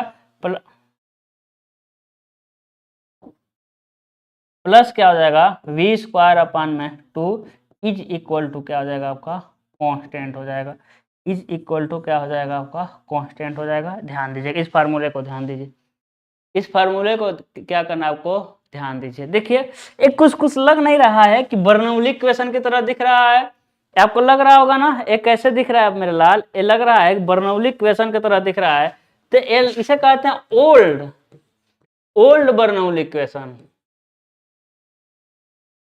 ओल्ड बर्नौलीज इक्वेशन, बर्नौली का पुराना इक्वेशन, ये भी आया हुआ क्वेश्चन है। ठीक है, तो ये हो जाएगा आपका ओल्ड बर्नौली इक्वेशन। लेकिन कैसे क्वेश्चन आया है देखिएगा, यदि हम इसका एक ले लें, पहला वाला ले लें, यदि हम पहला वाला ले लें तो क्या मिलेगा, देखिएगा पी अपान में रो, इसको हम यदि इसका यूनिट देखें तो क्या हो जाएगा, न्यूटन पर मीटर स्क्वायर प्रेशर का यूनिट, रो का क्या हो जाएगा भाई, किलोग्राम प्रति मीटर क्यूब। यदि इसको आगे बढ़ाएं तो क्या हो जाएगा, न्यूटन अपान में मीटर स्क्वायर इंटू क्या हो जाएगा, मीटर क्यूब अपान में किलोग्राम। तो यहाँ से मिलेगा आपका न्यूटन, कट जाएगा, न्यूटन इंटू मीटर अपान में किलोग्राम। है ना। तो न्यूटन इंटू मीटर क्या दिखा रहा है आपको, यूनिट देखिए, न्यूटन इंटू मीटर क्या दिखा रहा है, work done. Newton into metre क्या दिखा रहा है, वर्क दिखा रहा है। जब वर्क होगा तो क्या मिलेगा आपको, एनर्जी। क्या है भाई, यानी हम कह सकते हैं कि इसको हम लिखेंगे क्या, energy, energy per unit mass. क्या लिखेंगे, एनर्जी पर यूनिट मास लिखेंगे। इसी तरह सबका निकाल सकते हैं, P अपान रो को हम कहेंगे, क्या कहेंगे भाई, प्रेशर एनर्जी, प्रेशर एनर्जी, क्या कहेंगे, pressure energy, pressure energy per unit mass. क्या कहेंगे, pressure energy per unit mass. G Z को क्या कहेंगे, potential energy, potential energy per unit mass. उसके बाद v² को क्या कहेंगे हम लोग, काइनेटिक एनर्जी। क्या कहेंगे हम लोग, kinetic energy per unit mass. क्या कहेंगे, काइनेटिक एनर्जी पर यूनिट मास। ठीक है, तो देखिएगा क्या होगा कि एग्जाम में देगा, एग्जाम में 2-3 ये फार्मूला देगा, कहेगा कि ये किसके मतलब कि आधारित है, तो उसमें लिखा रहेगा ये जो है ना, सभी एनर्जी का सम है पर यूनिट मास, ऐसा लिखता है। ठीक है, अभी आएगा एनर्जी पर यूनिट वॉल्यूम, उसको भी हम देखेंगे, है ना। तो बर्नौली इक्वेशन यही तो कहता है। अभी हम देखेंगे क्या कहता है कि प्रेशर एनर्जी, पोटेंशियल एनर्जी और काइनेटिक एनर्जी का सम क्या होता है आपका, कांस्टेंट होता है। सम क्या होता है आपका, कांस्टेंट होता है। एक क्या था आपका, ओल्ड बर्नौली इक्वेशन था। एक क्या था आपका, ओल्ड बर्नौली इक्वेशन था। इसी ओल्ड बर्नौली इक्वेशन में क्या करना है आपको, इसी ओल्ड बर्नौली इक्वेशन में क्या करेंगे हम, जी से भाग दे देंगे। इसी ओल्ड बर्नौली इक्वेशन में क्या करेंगे मेरे लाल, हम जी से क्या देंगे, हम भाग देंगे। ठीक है, जी से क्या देंगे, हम भाग देंगे। देखिएगा ओल्ड बर्नौली इक्वेशन में क्या करेंगे हम, ये जो है ना एनर्जी पर यूनिट मास है, यही आएगा। ये क्या है, एनर्जी पर यूनिट मास। ठीक है, अब क्या करेंगे हम, ओल्ड बर्नौली इक्वेशन में जी से भाग देने पर, जी से भाग देने पर अब हम क्या देंगे, जी से में क्या देंगे, भाग देंगे। जी से भाग दीजिए तो क्या आ जाएगा, P अपान में रो जी होगा plus Z plus v² upon में 2g इज इक्वल टू क्या हो जाएगा, कांस्टेंट। बताइए इस फार्मूले को आपने देखा है कहीं, इस फार्मूले को आपने देखा है कहीं, देखे होंगे। यही फेमस बर्नौली इक्वेशन है ना। यही क्या चीज है आपका, यही है आपका फेमस बर्नौली इक्वेशन। यही क्या है आपका, फेमस हो जाएगा बर्नौली इक्वेशन।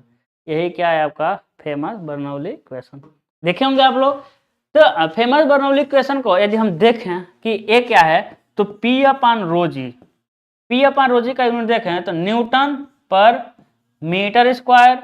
इसका देखें तो रो क्या हो जाएगा आपका, किलोग्राम प्रति मीटर क्यूब इंटू मीटर। अरे ऐसा लिख सकते हैं इसको ना हम ऐसा लिख सकते हैं। कैसा लिख सकते हैं, देखिएगा इसको हम ऐसा लिख सकते हैं, आसान एकदम। P अपान में वेट डेंसिटी है कि नहीं, ये हो जाएगा न्यूटन पर मीटर स्क्वायर। और इसका क्या होता है भाई, इसका क्या होता है, इसका क्या होता है, वेट डेंसिटी का न्यूटन पर मीटर क्यूब। तो सिर्फ इसका यूनिट आता है मीटर। क्या आता है, सिर्फ आता है यूनिट, क्या आता है, मीटर आता है। और मीटर यानी हाइट, मीटर मतलब क्या हो गया आपका, हाइट। हाइट को हम फ्लूइड मैकेनिक्स में कहते हैं हेड। क्या कहते हैं, हाइट को क्या कहते हैं हम लोग, हेड कहते हैं। हाइट को क्या कहते हैं, हेड कहते हैं। तो देखिएगा P अपान में रोजी क्या हो जाएगा, P अपान में रोजी क्या हो जाएगा, बताइए। P है ना तो प्रेशर हेड, P अपान में रोजी क्या हो जाएगा आपका, प्रेशर हेड। उसके बाद Z क्या हो जाएगा, पोटेंशियल हेड, पोटेंशियल हेड हो जाएगा, है ना। या डॉटम हेड भी कहते हैं, डॉटम एनर्जी, पिछले वाले में इसको डॉटम एनर्जी भी कह सकते हैं। और v² अपान में 2g को आप जानते हैं काइनेटिक एनर्जी। दिख रहा है ना, 2g नहीं दिख रहा है, समझिए क्या हम लिख दे रहे ऊपर कर दे रहे हैं। तो v² अपान में 2g क्या हो जाएगा आपका, काइनेटिक एनर्जी होता है। क्या हो जाएगा आपका V/2G क्या हो जाएगा आपका काइनेटिक एनर्जी।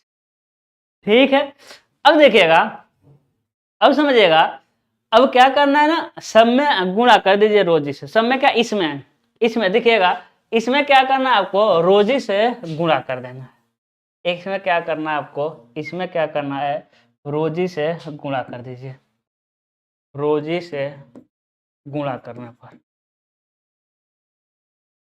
रोजी से गुणा करेंगे तो क्या मिलेगा, देखिए डायरेक्ट लिखना है P प्लस रो जी जेड प्लस क्या मिल जाएगा V² रो V² अपान में 2 इज इक्वल टू क्या हो जाएगा कांस्टेंट, इज इक्वल टू क्या हो जाएगा आपका कांस्टेंट हो जाएगा। अब इसमें देखेंगे भाई P रो जी जेड या रो V² 2G को क्या कहते हैं, देखेंगे हम इसमें इसको क्या कहते हैं। तो इसमें से कोई एक यूनिट ले लीजिए, तो इसको हम ले रहे हैं एक यूनिट, इसको ले रहे हैं रो जी जेड को ले रहे हैं, क्या ले रहे हैं रो जी जेड को। ठीक है, इसका यूनिट देख लें। ठीक है भाई, देखिए रो मतलब क्या होता है किलोग्राम प्रति मीटर क्यूब, फिर न्यूटन मीटर लिख सकते हैं, चलिए इसको बड़ा ही लिखते हैं किलोग्राम। जी का क्या हो जाएगा मीटर पर सेकेंड स्क्वायर, है कि नहीं। जेड का क्या होता है आपका, जेड तो मीटर ही है, जेड मतलब मीटर, हाइट जेड मतलब क्या होता है आपका मीटर ही होता है। देखिए तो ए, अरे एम में, ए क्या है भाई एम में है, ए क्या चीज है आपका एम में है, तो बताइएगा ए क्या है आपका मीटर पर सेकेंड स्क्वायर क्या है एम में, इसी को कहते हैं हम लोग न्यूटन, इसे क्या कहते हैं न्यूटन। इनटू क्या हो जाएगा मीटर, अपान में मीटर क्यूब, यानी एनर्जी, एनर्जी पर यूनिट क्या मिलेगा आपको वॉल्यूम मिलेगा, क्या मिलेगा एनर्जी पर यूनिट वॉल्यूम, क्या मिलेगा एनर्जी पर यूनिट वॉल्यूम। यानी समझिएगा P को क्या कहेंगे हम, P को कहेंगे pressure energy, pressure energy per unit volume. उसके बाद कहाँ गया रो जी जेड, रो जी जेड को कहेंगे हम लोग potential energy, potential energy per unit volume, potential energy per unit क्या हो जाएगा आपका वॉल्यूम हो जाएगा। उसके बाद रो V² अपान में 2 है ना, क्या हो जाएगा kinetic energy per unit volume, क्या हो जाएगा आपका kinetic energy per unit volume.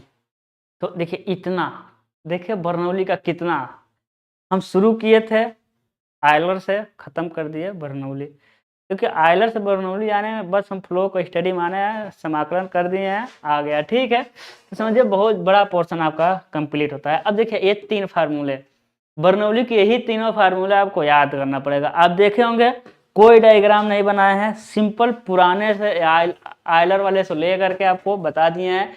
ये तीनों फार्मूले में से ये ज्यादा फेमस है, ये क्या है भाई ज्यादा फेमस है। ठीक है, ये क्या है आपका ज्यादा फेमस है, लेकिन ए और ए भी आते हैं इसमें। ये फार्मूला देगा, कहेगा रो अपान में जी क्या है, कहेंगे वो कहेगा रो अपान में जी क्या है, वो रो अपान में जी दिया रहेगा, क्या दिया रहेगा, कहेगा प्रेशर एनर्जी पर यूनिट मास, pressure energy per unit volume, या सिर्फ प्रेशर एनर्जी, वैसा लिखेगा। ठीक है, तो तीनों को अच्छे समझिए। Pressure energy per unit volume क्या है, पर यूनिट मास कहाँ है, क्या कहाँ है। ठीक है, प्रेशर हेड कहाँ दिया हुआ है। तो बर्नौली इक्वेशन क्या है, चलिए बर्नौली इक्वेशन को हम समझ लेते हैं। बर्नौली इक्वेशन जो था, बर्नौलीज इक्वेशन, ठीक है, स्पेलिंग देखिएगा, इन लोगों का नाम खतरनाक होता है। जो बर्नौली हम आपसे कहते हैं कि बर्नौली इक्वेशन लिखिए, तो आपको ये नहीं पूछना है कि सर कौन सा इक्वेशन लिख दें। हम कह देंगे बर्नौली इक्वेशन लिखे तो नहीं पूछ सकते आपके सर कौन सा इक्वेशन लिखे, आपको डायरेक्ट ही लिखना है जो फेमस है, P अपान में rho G plus V² upon में 2G plus Z is equal to क्या हो जाएगा कांस्टेंट हो जाएगा, इज इक्वल टू क्या हो जाएगा कांस्टेंट, यही फेमस है। ठीक है, अब देखिए मैक्सिमम क्वेश्चन जब फेमस ही तो यहीं से मैक्सिमम क्वेश्चन आते हैं। क्या करेगा वो आपका एक फार्मूला दे देगा, आपको क्या दे देगा फार्मूला दे देगा, और कहेगा बताइए इसका एजम्पशन क्या है। बताइए इसका एजम्पशन, मतलब कि इस फार्मूले को डिराइव किए हैं तो माने क्या क्या हैं, इस फार्मूले को डिराइव किए हैं तो माने क्या क्या हैं। अब देखिएगा इस पूरे फार्मूले को डिराइव करने से क्या पहले फ्लो को स्टडी कहीं माने थे, अरे स्टडी फ्लो माने थे तभी तो डेल्टा डी बना था, स्टडी फ्लो माने थे तभी तो प्योर फंक्शन हुआ था। तो फ्लो इस बर्नौली इक्वेशन कब लागू होता है, जब फ्लो क्या हुआ आपका स्टडी हो। दूसरा बताइएगा शुरू शुरू में 1D फ्लो लिए थे कि नहीं, अरे आयलर से ही हम लेके आ रहे हैं क्या, जो फ्लो है क्या है 1D है। क्या इसमें कहीं हम इनकम्प्रेसिबल माने थे, अरे अभी समाकलन करने से पहले फ्लो इज क्या है आपका इनकम्प्रेसिबल है, बताइएगा समाकलन करने से पहले फ्लो को असंपिड इनकम्प्रेसिबल मान करके उसको कांस्टेंट को बाहर निकाले थे। क्या कभी नॉन विस्कस माने थे, नॉन विस्कस तो ऑयलर में ही मान कर चला था, है ना। तो एक क्या है भाई नॉन विस्कस फ्लूइड के लिए है।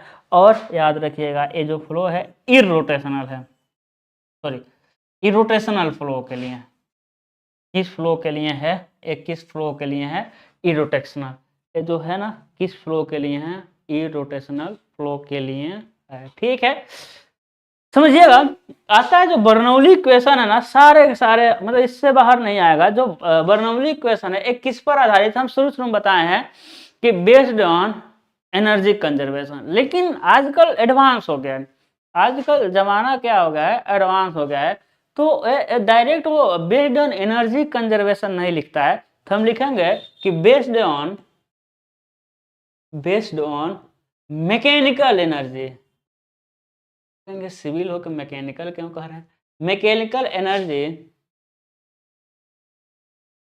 है ना, बेस्ड ऑन मैकेनिकल, अभी पीछे क्या कहे थे बेस्ड ऑन एनर्जी कंजर्वेशन है ना, लेकिन based on mechanical energy conservation.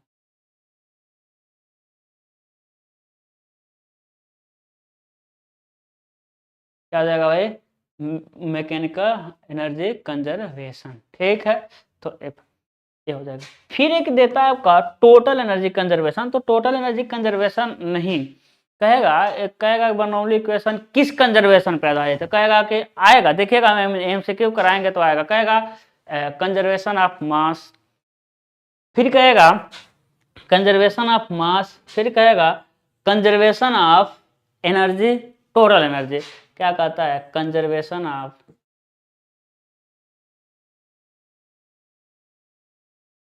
बहुत स्पेल है conservation of total energy, conservation of total energy देखिएगा कंजर्वेशन ऑफ टोटल एनर्जी पर हम आगे पढ़ेंगे, डोंट वरी, टोटल एनर्जी हम आगे पढ़ने वाले हैं, टोटल एनर्जी नहीं, ठीक है टोटल एनर्जी हम पढ़ेंगे। तो कंजर्वेशन ऑफ टोटल एनर्जी जो इक्वेशन होता है उसे हम कहते हैं स्टडी फ्लो एनर्जी इक्वेशन, उसे हम एक और नाम से जानते हैं steady flow steady flow energy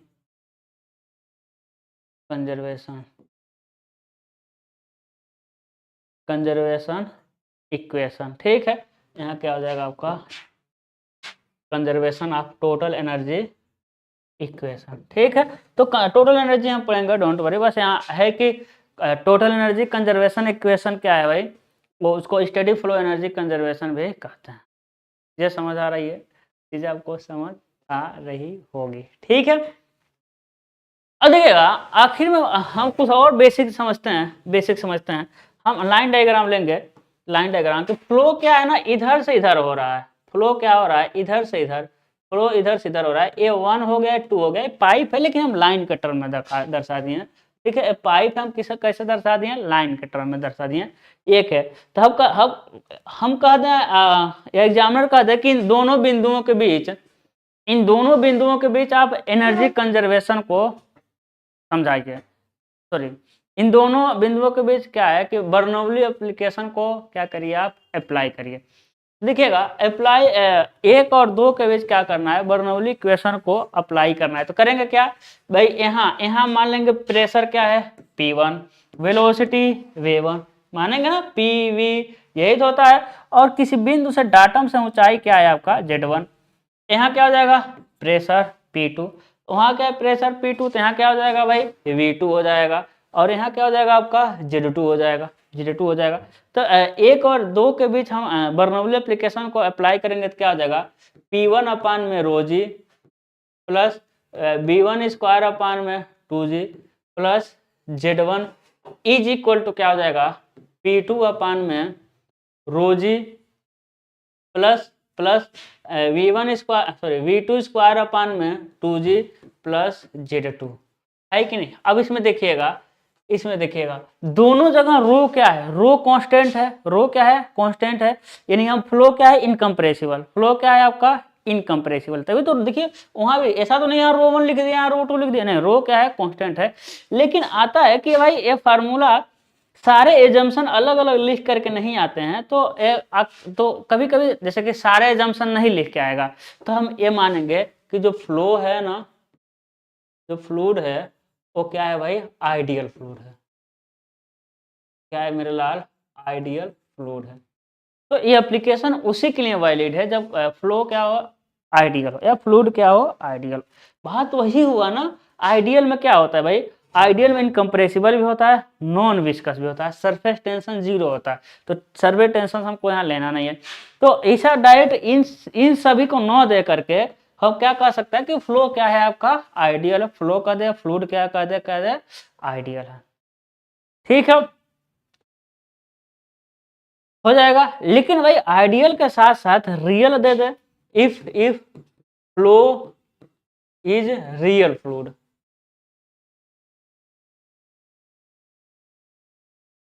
यदि फ्लूइड क्या है भाई रियल। अब रियल मतलब क्या होता है भाई, रियल मतलब उसमें विस्कोसिटी भी होगा, रियल मतलब उसमें क्या होगा मेरे लाल, रियल मतलब उसमें क्या होगा विस्कोसिटी भी होगा। जब विस्कोसिटी हुआ तो एनर्जी का लॉस होगा, मतलब क्या कहना चाहते हैं कि यहाँ जो एनर्जी होगा एक पर, फ्लो इधर से उधर हो रहा है, यहाँ एक पर एनर्जी यदि 100 यूनिट है, एक पर एनर्जी यदि 100 यूनिट है, तो यहाँ जाते जाते एनर्जी 70 यूनिट हो जाएगा, यहाँ जाते जाते एनर्जी क्या हो जाएगा आपका 70 यूनिट हो जाएगा। तो एनर्जी का क्या होगा आपका लॉस होगा, एनर्जी का क्या होता है लॉस होता है। तो एनर्जी का यदि कह देगा कि रियल फ्लूइड है, कहेगा एग्जाम में यदि फ्लो क्या है आपका फ्लूइड क्या है रियल है, तब अप्लाई कर रही है बर्नौली इक्वेशन। तो कैसे अप्लाई होगा देखिएगा, P1 अपान में rho G plus V1 square upon में 2G plus Z1 is equal to क्या हो जाएगा आपका P2 अपान में rho G plus V2 square upon में 2G प्लस हेड लॉस, जितना एनर्जी का लॉस हुआ, प्लस क्या लिख देंगे हम लोग हेड लॉस लिख देंगे, जितना एनर्जी का लॉस हुआ। हमको बैलेंस करना था ना, तो देखिए 100 तो इधर है, इधर तो 100 है ही, इधर क्या था 70, तो लॉस कितने का हुआ यही HL 30 का क्या हो गया आपका लॉस हो गया। तो कोई ये नहीं सोचना है कि सर इधर घट रहा है तो इधर माइनस करेंगे, ऐसा नहीं कि इधर घट रहा है तो इधर माइनस कर देंगे, नहीं, इधर घट रहा है तो वही तो हम जोड़ करके बैलेंस करेंगे। तो हेड लॉस कितना हुआ क्या करेंगे जोड़ देंगे, ठीक है। अब देखिएगा बर्नौली इक्वेशन में यदि हम यही मान ले रहे हैं, यदि फ्लूइड एलिमेंट क्या हो हॉरिजेंटल हो, यदि फ्लूइड एलिमेंट क्या हो हॉरिजेंटल हो, फ्लूइड एलिमेंट हॉरिजेंटल मतलब पाइप आपका ऐसा हो गया, ऐसा हो गया कि नहीं हो गया, जो पाइप हम टेढ़ा माने थे ऐसा माने थे वो क्या हो गया अब ऐसा हो गया। इन जब ऐसा हो गया तो यहाँ हो जाएगा आपका Z1 और ये हो जाएगा आपका Z2। अभी Z1 Z2 को देखेंगे, ए क्या हो जाएगा आपका Z1 हो जाएगा, ए हो जाएगा आपका Z2 हो जाएगा। तो Z1 और Z2 क्या हो जाएगा दोनों में बराबर हो जाएगा, कट जाएगा। अरे यार इसमें छूटा हुआ है,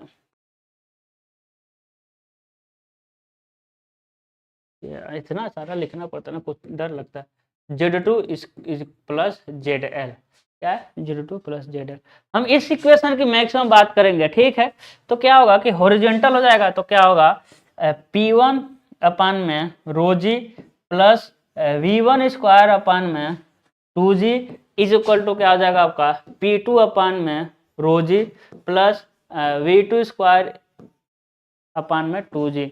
यदि पाइप क्या हो जाए हॉरिजॉन्टल हो जाए तो यह फार्मूला हम लगाएंगे, देखिएगा वेंचुरी मीटर में। इसको कहाँ लगाएंगे हम वेंचुरी मीटर में, ठीक है। अब अगला टॉपिक वेंचुरी मीटर है, कहाँ लगाएंगे इस फार्मूले को क्योंकि वेंचुरी मीटर हॉरिजॉन्टल यूज करेंगे। अब देखिएगा अब हम कह रहे हैं कि ये क्या था आपका, ये क्या था, बर्नौली इक्वेशन का पूरा डिटेल यहां तक था।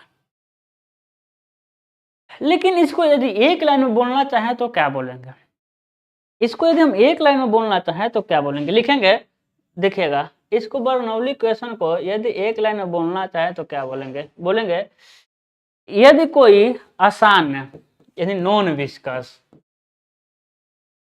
यदि कोई नॉन विस्कस इनकम्प्रेसिबल,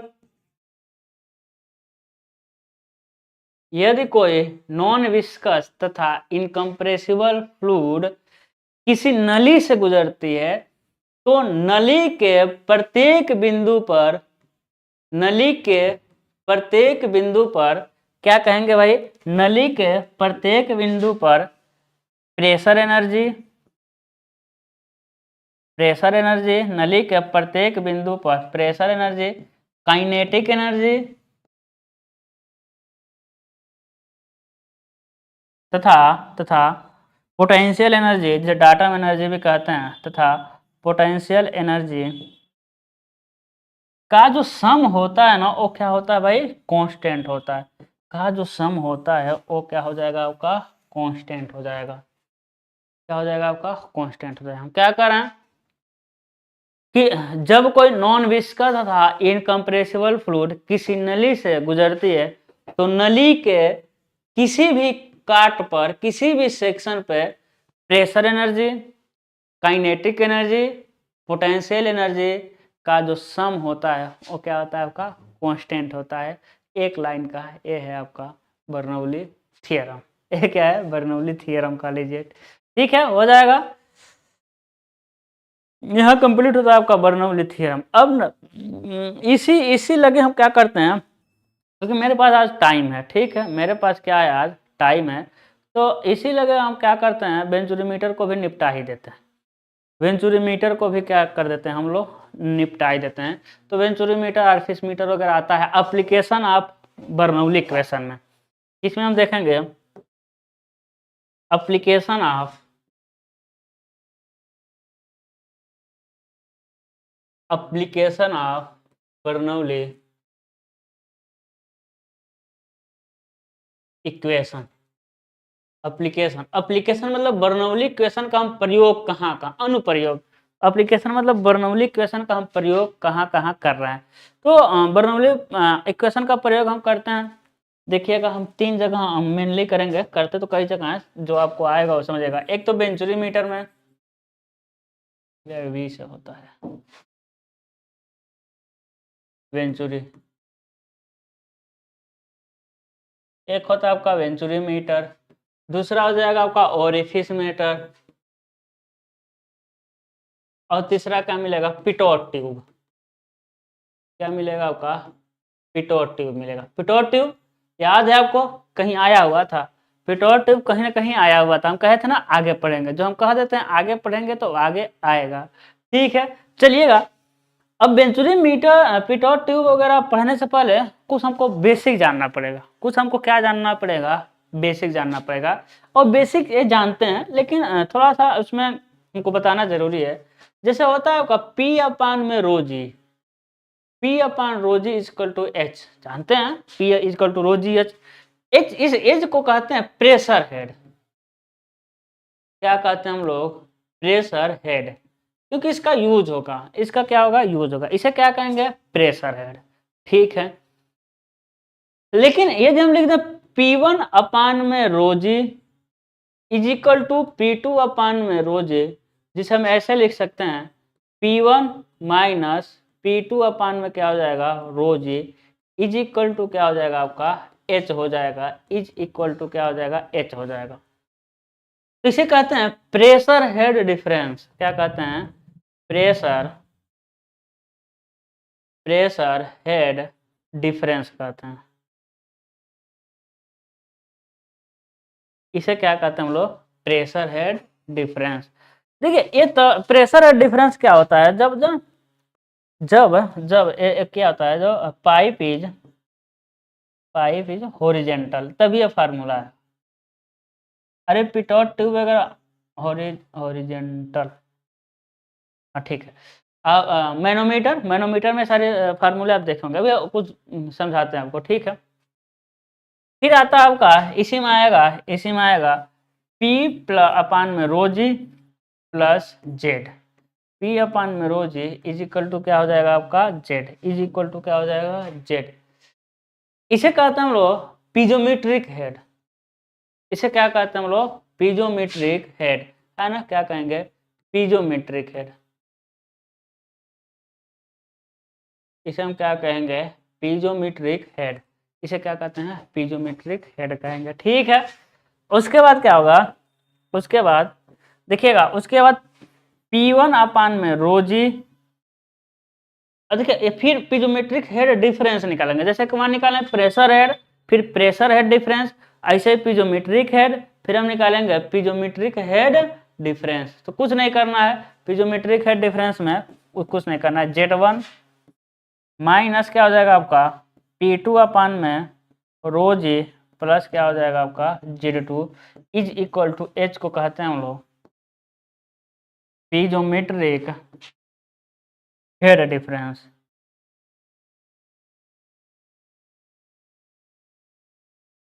क्या कहेंगे हम लोग, पीजोमेट्रिक हेड डिफरेंस कहेंगे, क्या कहेंगे, पीजोमेट्रिक हेड डिफरेंस। ये समझे, तो इतना आपको याद रखना है, इस सब का यूज नहीं है, हम अभी इसी का यूज करेंगे, ठीक है। अभी किसका यूज करेंगे, हम इसी का यूज करेंगे। जैसे देखिएगा, हम बता रहे हैं कैसे, एक आया कैसे है, अरे एक ट्यूब लीजिए भाई, एक पाइप लीजिए, एक पाइप लीजिए, पाइप में लगाएंगे मैनोमीटर, अरे पीजोमीटर कर लीजिए, कुछ भी कर लीजिए, हम देख चुके हैं। तो आखिर में प्रेशर की वजह से कितना ऊंचाई उठेगा, इतना ऊंचाई, इतना ऊंचाई उठेगा, तो ही तो है प्रेशर हेड। लेकिन एक यहाँ प्रेशर लग गया, एक पाइप यहाँ लगा दिए, एक पाइप यहाँ लगा दिए, इसमें पानी यहाँ, इसमें पानी कम उठा, मान ले रहे हैं इसमें पानी इतना तक ही उठा, इसमें इतना, तो दोनों का जो अंतर होगा उसे कहेंगे प्रेशर हेड डिफरेंस। पाइप क्या रहेगा, हॉरिजेंटल ही है, ठीक है। अब यही पाइप इंक्लाइंड हो जाएगा, यही पाइप क्या हो जाएगा, इंक्लाइंड हो जाएगा। यही पाइप जब इंक्लाइंड हो जाएगा, जब आप इंक्लाइंड होगा तो आपको एक एलिवेशन डिफरेंस भी मिलेगा। जब इंक्लाइंड हो जाएगा तो डॉटम भी मिलने लगेगा ना।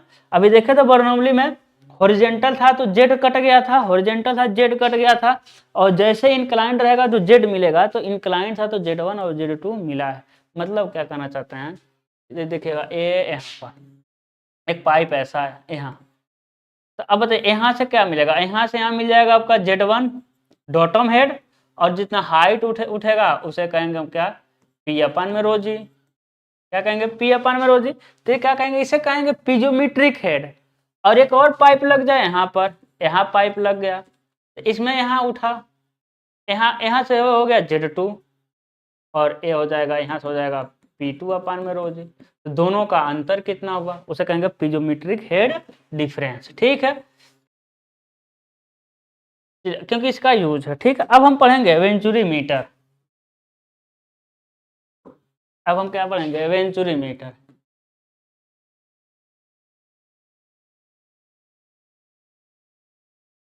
अब हम क्या पढ़ेंगे, वेंचुरी मीटर। तो देखिएगा, वेंचुरी मीटर क्या है समझिएगा। वेंचुरी मीटर समझना ना बहुत आसान है, अब आज पर वेंचुरी मीटर खुद देख पाएंगे। देखिए एक पाइप है, एक क्या है मेरा लाल, एक पाइप है, ठीक है, एक पाइप है। सबसे पहले वेंचुरी मीटर को हम यहाँ बनाते हैं, वेंचुरी मीटर देखिएगा, वेंचुरी मीटर हम बनाते हैं यहाँ पर, चलो भाई बन जाओ वेंचुरी मीटर, ठीक है।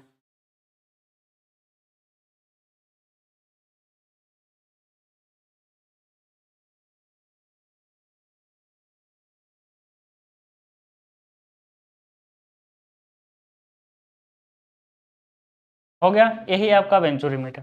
चलिए देखते हैं इसका कितने पार्ट होते हैं।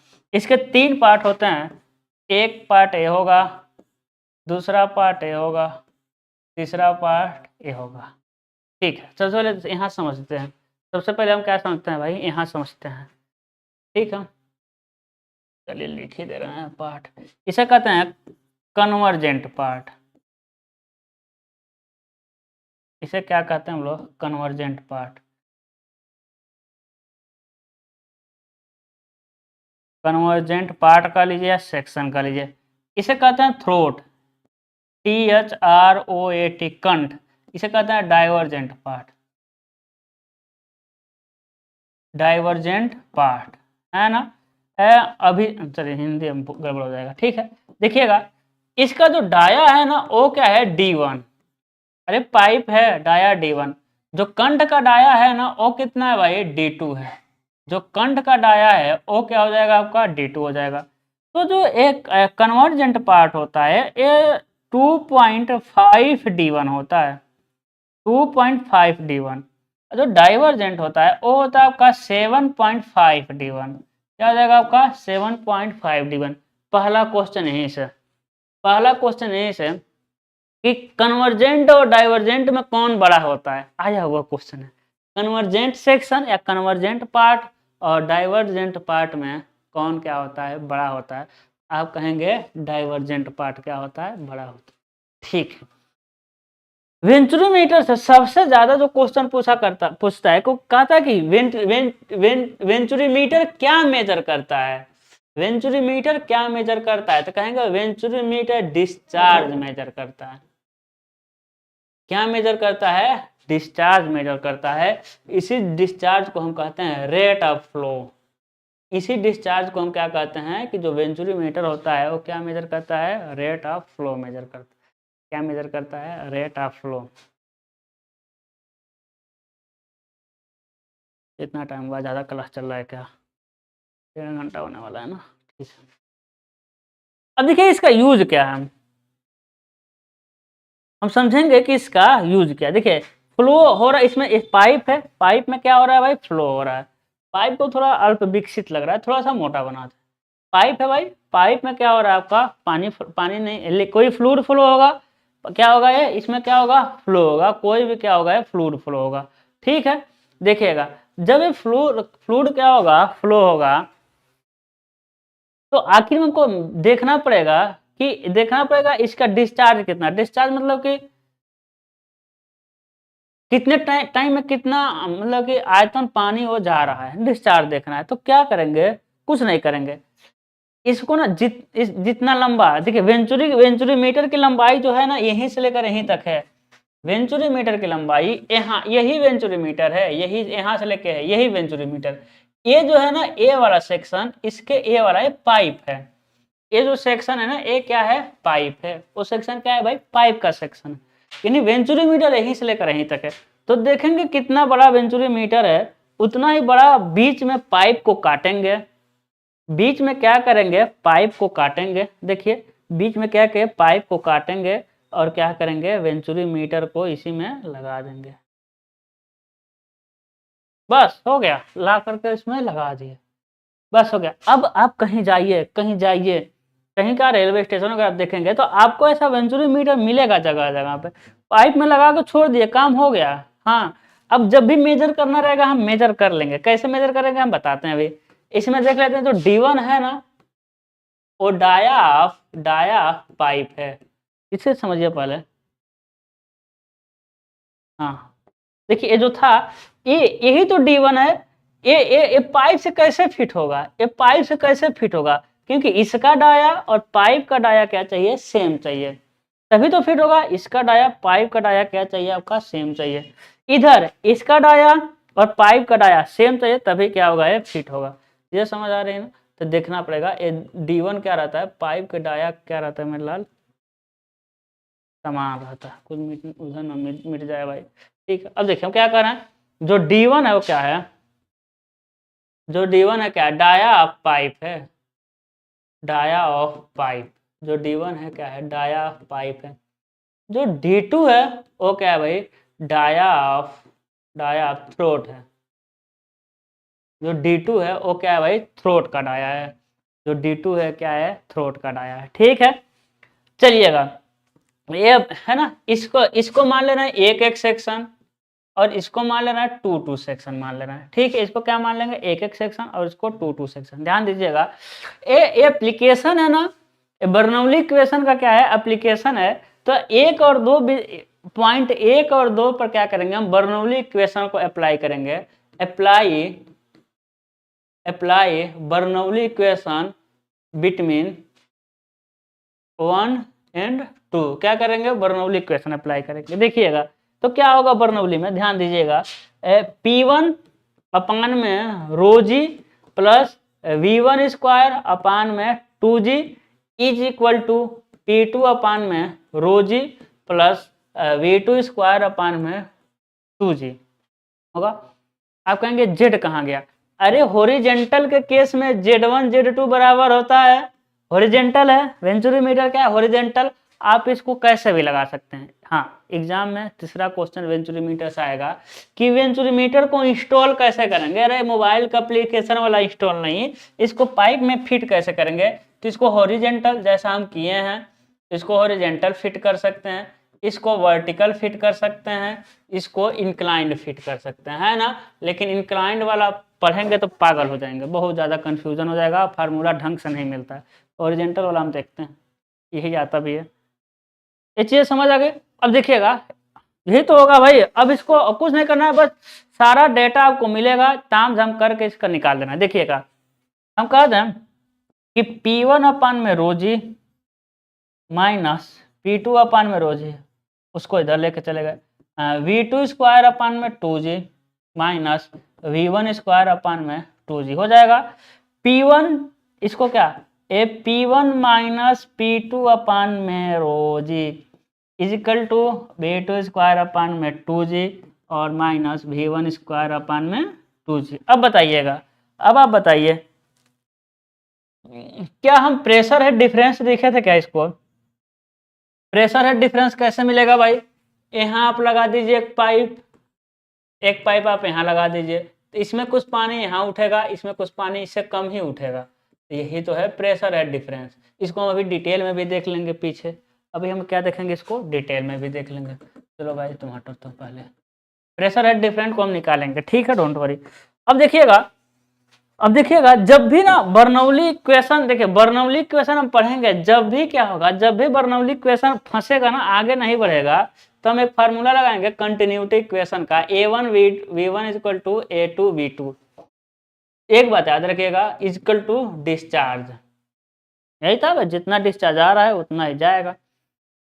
बर्नौली इक्वेशन एक बात याद रखिएगा, बर्नौली का हम जब भी यूज करेंगे और जब वो आगे नहीं बढ़ पाएगा, यानी क्या होगा, और जब वो आगे नहीं बढ़ पाएगा तो हम यूज करेंगे कंटिन्यूटी इक्वेशन का।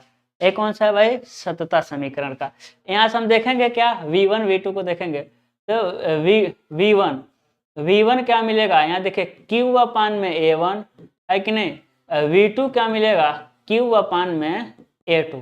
A1 A2 क्या हो गया आपका, मिल गया, इसमें रखिए, तो क्या होगा, इसमें रखिए तो क्या हो जाएगा भाई, Q स्क्वायर अपान में A2 का square minus Q square upon में A1 का स्क्वायर अपान में क्या हो जाएगा 2G। ठीक है, 2GH इधर लिख दे रहे हैं हम, 2GH इजिकल टू क्या हो जाएगा, Q स्क्वायर A1 का square minus Q square into A2 का स्क्वायर, तो हो जाएगा आपका 2GH is equal to Q square common ले लेंगे तो हो जाएगा आपका, अरे अरे अरे अरे अरे अरे अरे ज़्यादा शॉर्टकट हो रहा है तो भाई, चलिए ये हो जाएगा आपका Q square A1 square minus Q square A2 का स्क्वायर अपान में A1 स्क्वायर इंटू A2 का स्क्वायर हो जाएगा। चलिए भाई, चलिए चलते हैं आगे। देखिए 2GH हो जाएगा is equal to Q square common लीजिए तो A1 का स्क्वायर माइनस हो जाएगा आपका A2 का स्क्वायर अपान में A1 का स्क्वायर इंटू A2 का स्क्वायर, बस हो गया, कुछ नहीं करना है। यदि देख रहे हैं 2GH A1 का स्क्वायर इंटू A2 का स्क्वायर इक्वल टू हो जाएगा Q A1 square minus A2 का स्क्वायर, ठीक है, Q स्क्वायर है, ध्यान दीजिएगा। अब यहाँ से बस एक फार्मूला डायरेक्ट हम लिख रहे हैं, Q फार्मूला मिलेगा, Q डिस्चार्ज ही तो डिस्चार्ज ही तो मेजर करना था, Q हमको मेजर करना था, Q आ गया। यहाँ जो Q मिलेगा वो क्या मिलेगा, देखिए तो Q मिलेगा जो मिलेगा A1 A2 under root 2GH अपान में अंडर रूट A1 का स्क्वायर माइनस A2 का स्क्वायर, यही है आपका, यही है थ्योरेटिकल डिस्चार्ज। याद रखिएगा, यही क्या है आपका थ्योरेटिकल डिस्चार्ज है। ये क्या है? थ्योरेटिकल डिस्चार्ज है। थ्योरेटिकल डिस्चार्ज मतलब क्या हो गया भाई? थ्योरेटिकल डिस्चार्ज मतलब क्या कि discharge without considering loss, discharge without considering, है ना? ये मतलब इसमें किसी लॉस को कंसीडर नहीं किए। आगे हम नॉन विस्कस मान लेते हैं, है कि नहीं? बर्नौली इक्वेशन जहां आ गया, कंटिन्यूटी इक्वेशन सब सारे नॉन विस्कस पे चलते हैं, कंप्रेसिबल पे चलते हैं, ठीक है? तो ए विदाउट कंसिडरिंग लॉस है। देखिएगा अब एग्जाम में क्या है कि ये तो मेन फार्मूला है, लेकिन एग्जाम में क्या करता है ना, कमाल करता है। क्या कमाल करता है, ध्यान दीजिएगा। हम कह रहे हैं वेंचुरीमीटर, अरे यही तो है वेंचुरीमीटर। चलिए इसको अगले पेज पे लिखते हैं। क्यू, क्यू थ्योरेटिकल, ठीक है? क्या मिलेगा आपको? A1 A2 is equal to 2GH अपान में अंडर रूट मिल जाएगा आपका A1 स्क्वायर माइनस A2 का स्क्वायर, ठीक है? हम कह रहे हैं वेंचुरीमीटर तो यही है, देखिएगा वेंचुरीमीटर तो यही है, यही तो है वेंचुरीमीटर, है कि नहीं? यही क्या है आपका वेंचुरीमीटर।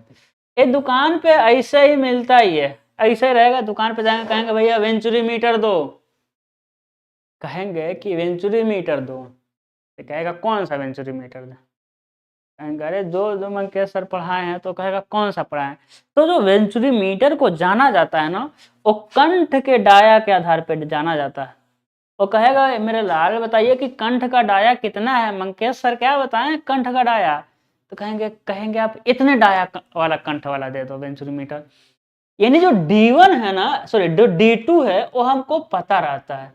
5/4 पाई स्क्वायर हम क्या निकालेंगे? D2 एक लगा देंगे पाइप में, तो क्या कभी चेंज होने वाला नहीं। D1 भी, पाइप का डाया हमको पता है, D1 भी पता है, पाई/4, अरे यार एरियन हो गए, है ना? एरिया, एरिया A1 भी निकाल लेंगे, एरिया A2 भी निकाल लेंगे, है ना? सॉरी एरिया कंठ वाला है ना, तो D2 हो जाएगा। अब D2 भी निकाल लेंगे I2 से, I1 से आप A1 भी निकालेंगे, यानी A1 A2 आपको आपको A1 A2 आपको दिया रहेगा, यानी कांस्टेंट है।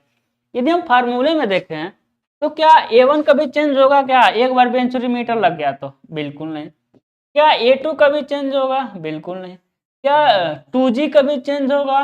बिल्कुल नहीं। क्या अंडर रूट कभी A1 चेंज होगा क्या लग गया तो? नहीं। A2 कभी चेंज होगा क्या लग गया तो? नहीं। तो एक कांस्टेंट मिलता है, एक क्या मिलता है आपको? कांस्टेंट मिलता है। तो क्यू थ्योरेटिकल को हम छोटू सा फॉर्म में लिखना चाहें तो हो जाएगा आपका K under root H venturimeter coefficient. क्या हो जाएगा? K को कह देंगे हम वेंचुरीमीटर कोफिशिएंट। क्या हो जाएगा आपका? वेंचुरीमीटर कोफिशिएंट, ठीक है? इसे समझ आ गई? K क्या हो जाएगा आपका? वेंचुरीमीटर कोफिशिएंट हो जाएगा। तो ऐसा आजकल ऐसा, अब ऐसा आता तो है, अब ऐसा क्या करेगा? लिख देगा, ऐसा फार्मूला लिख देगा। अब कहेगा K का मान कितना है? हाँ, कहेगा K का मान कितना है? वैसे घुमा फिरा के 2-3 फार्मूला दिया रहेगा, कहेगा K का मान कितना है, ऐसा देगा, ठीक है? तो यहाँ से आप पकड़ सकते हैं। अब हमको देखना है, हम इसको खत्म करेंगे आज का क्लास। थोड़ा सा H को हम देख लेते हैं। Calculation of head lower pressure difference, है ना? अरे जो अंडर रूट H था, कैलकुलेशन ऑफ H, इस तरह का हम एक पीछे क्वेश्चन कराए हुए था MCQ में, पता नहीं किस चैप्टर का था। तो देखिएगा वेंचुरीमीटर है, वेंचुरीमीटर है, वेंचुरी क्या है मेरे लाल? मीटर है, ठीक है?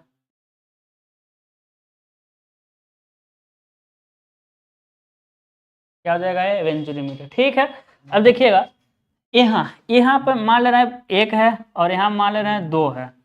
तो यहाँ से क्या करेंगे? हम एक पाइप लगाएंगे, देखिए ऐसा, यहाँ से एक पाइप लगाएंगे ऐसा। इसमें क्या भरेंगे भाई? इसमें देखिए, इसमें भरेंगे हम फ्लूइड। जब इधर से फ्लो होगा तो देखिएगा, जब फ्लो होगा तो क्या हो जाएगा? ये फ्लूइड कुछ नीचे आ जाएगा और यहाँ ऊपर चला जाएगा, यानी ये क्या हो जाएगा आपका मैनोमेट्रिक फ्लूइड। ये क्या हो जाएगा आपका मैनोमेट्रिक फ्लूइड हो जाएगा। इसे कहेंगे रेफरेंस लाइन कहेंगे, इसे क्या कहेंगे रेफरेंस लाइन। और ये हो जाएगा आपका दूरी x, ये क्या हो जाएगा आपका दूरी x हो जाएगा। और इस दूरी को यदि हम y मान लें, इस दूरी को क्या मान लें y मान लें। यदि मैनोमेट्रिक फ्लूइड का अपेक्षिक घनत्व Sm है और फ्लूइड का अपेक्षिक घनत्व जो फ्लूइड है, फ्लूइड का अपेक्षिक घनत्व S है ना, तो प्रेशर डिफरेंस क्या होता है भाई, प्रेशर डिफरेंस बताइए एक बार, हम बताए थे आपको x Sm माइनस Sm अपान S माइनस 1। यहाँ से क्या निकाल लेंगे हम, प्रेशर डिफरेंस। क्या जाएगा आपका प्रेशर डिफरेंस, सारी चीजें दिख रही हैं। यानी Sm क्या है, Sm क्या है specific gravity of manometric fluid. क्या आ जाएगा आपका मैनोमेट्रिक फ्लूइड। S क्या है स्पेसिफिक ग्रेविटी ऑफ S क्या है specific gravity of system fluid कह सकते हैं ना, सिस्टम फ्लूइड कह सकते हैं, system fluid FLUID system fluid कह सकते हैं, या सिर्फ फ्लूइड कह सकते हैं, वेंचुरीमेट्रिक फ्लूइड कह सकते हैं, वेंचुरीमेट्रिक फ्लूइड कह सकते हैं, कोई दिक्कत नहीं, ये समझे।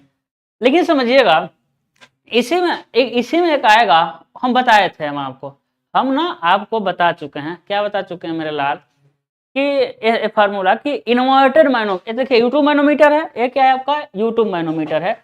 अब देखिए ये मैनोमीटर कैसा भी हो, ये हॉरिजेंटल हो ये इंक्लाइंड हो, यही फार्मूला अप्लाई होगा, हॉरिजेंटल हो दे दे या फिर इंक्लाइंड दे दे, याद रखिएगा। यदि वेंचुरीमीटर इंक्लाइंड भी दे देता है तो यही फार्मूला अप्लाई होगा H निकालने के लिए, यही फार्मूला अप्लाई होगा, ठीक है। अब देखिएगा यदि ना इन्वर्टेड यूट्यूब मैनोमीटर दे दें, कौन सा मैनोमेट्रिक फ्लूइड दे दो, अरे यार भद्दा बन जाएगा तो।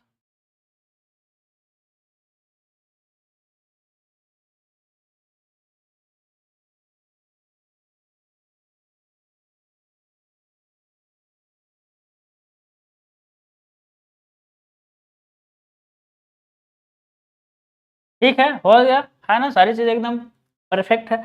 अब इन्वर्टेड ये हो जाएगा एक बिंदु, ये हो जाएगा एक, ये हो जाएगा दो, क्या लगा देंगे हम इन्वर्टेड लगा देंगे, क्या लगा देंगे इन्वर्टेड।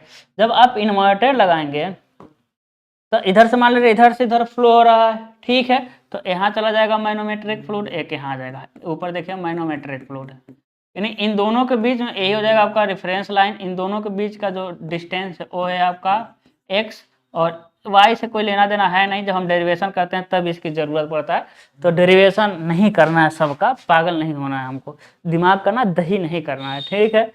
अब देखिए इस कंडीशन में क्या होगा, प्रेशर डिफरेंस जो h होता है ना, इस कंडीशन में प्रेशर डिफरेंस क्या होगा H equal to x 1 minus, देखिए ये सारी चीजें हम बताए हुए 1 माइनस S अपान में Sm, क्या हो जाएगा 1 S है, तो Sm क्या है भाई स्पेसिफिक ग्रेविटी या मैनोमेट्रिक फ्लूइड, और सिस्टम का फ्लूइड का स्पेसिफिक ग्रेविटी कितना हो जाएगा आपका S हो जाएगा। तो इस फार्मूले से क्या निकलेगा आपका प्रेशर डिफरेंस। बस आपको जानना है तो क्या जानना है x, क्योंकि x को कोई जान नहीं सकता, हो सकता है आप जान गए हो कोई बात, तो जानना है तो x जानना है, और x आपको मिलेगा जब ऐसा बनेगा वेंचुरीमीटर वगैरह। तो अब देखे होंगे जब हम पढ़ाए होंगे प्रेशर मेजरमेंट, तो उसमें सारा मिलता था 25 सेंटीमीटर 80 सेंटीमीटर, तो x मिलेगा, बस फार्मूला आपको याद होना चाहिए, ये डायरेक्ट क्वेश्चन आते हैं, ठीक है। तो आज के लिए बस इतना ही, हाँ आज के लिए बस इतना ही, मिलते हैं अगले लेक्चर में एक और इंटरेस्टिंग टॉपिक के साथ। अब देखेंगे बहुत सारे फार्मूलाज हम पढ़े हैं शुरू से लेकर अभी तक, आज फार्मूला ही हो गया। तो मिलते हैं अगले लेक्चर में, अपना ख्याल रखिएगा, गुड लक।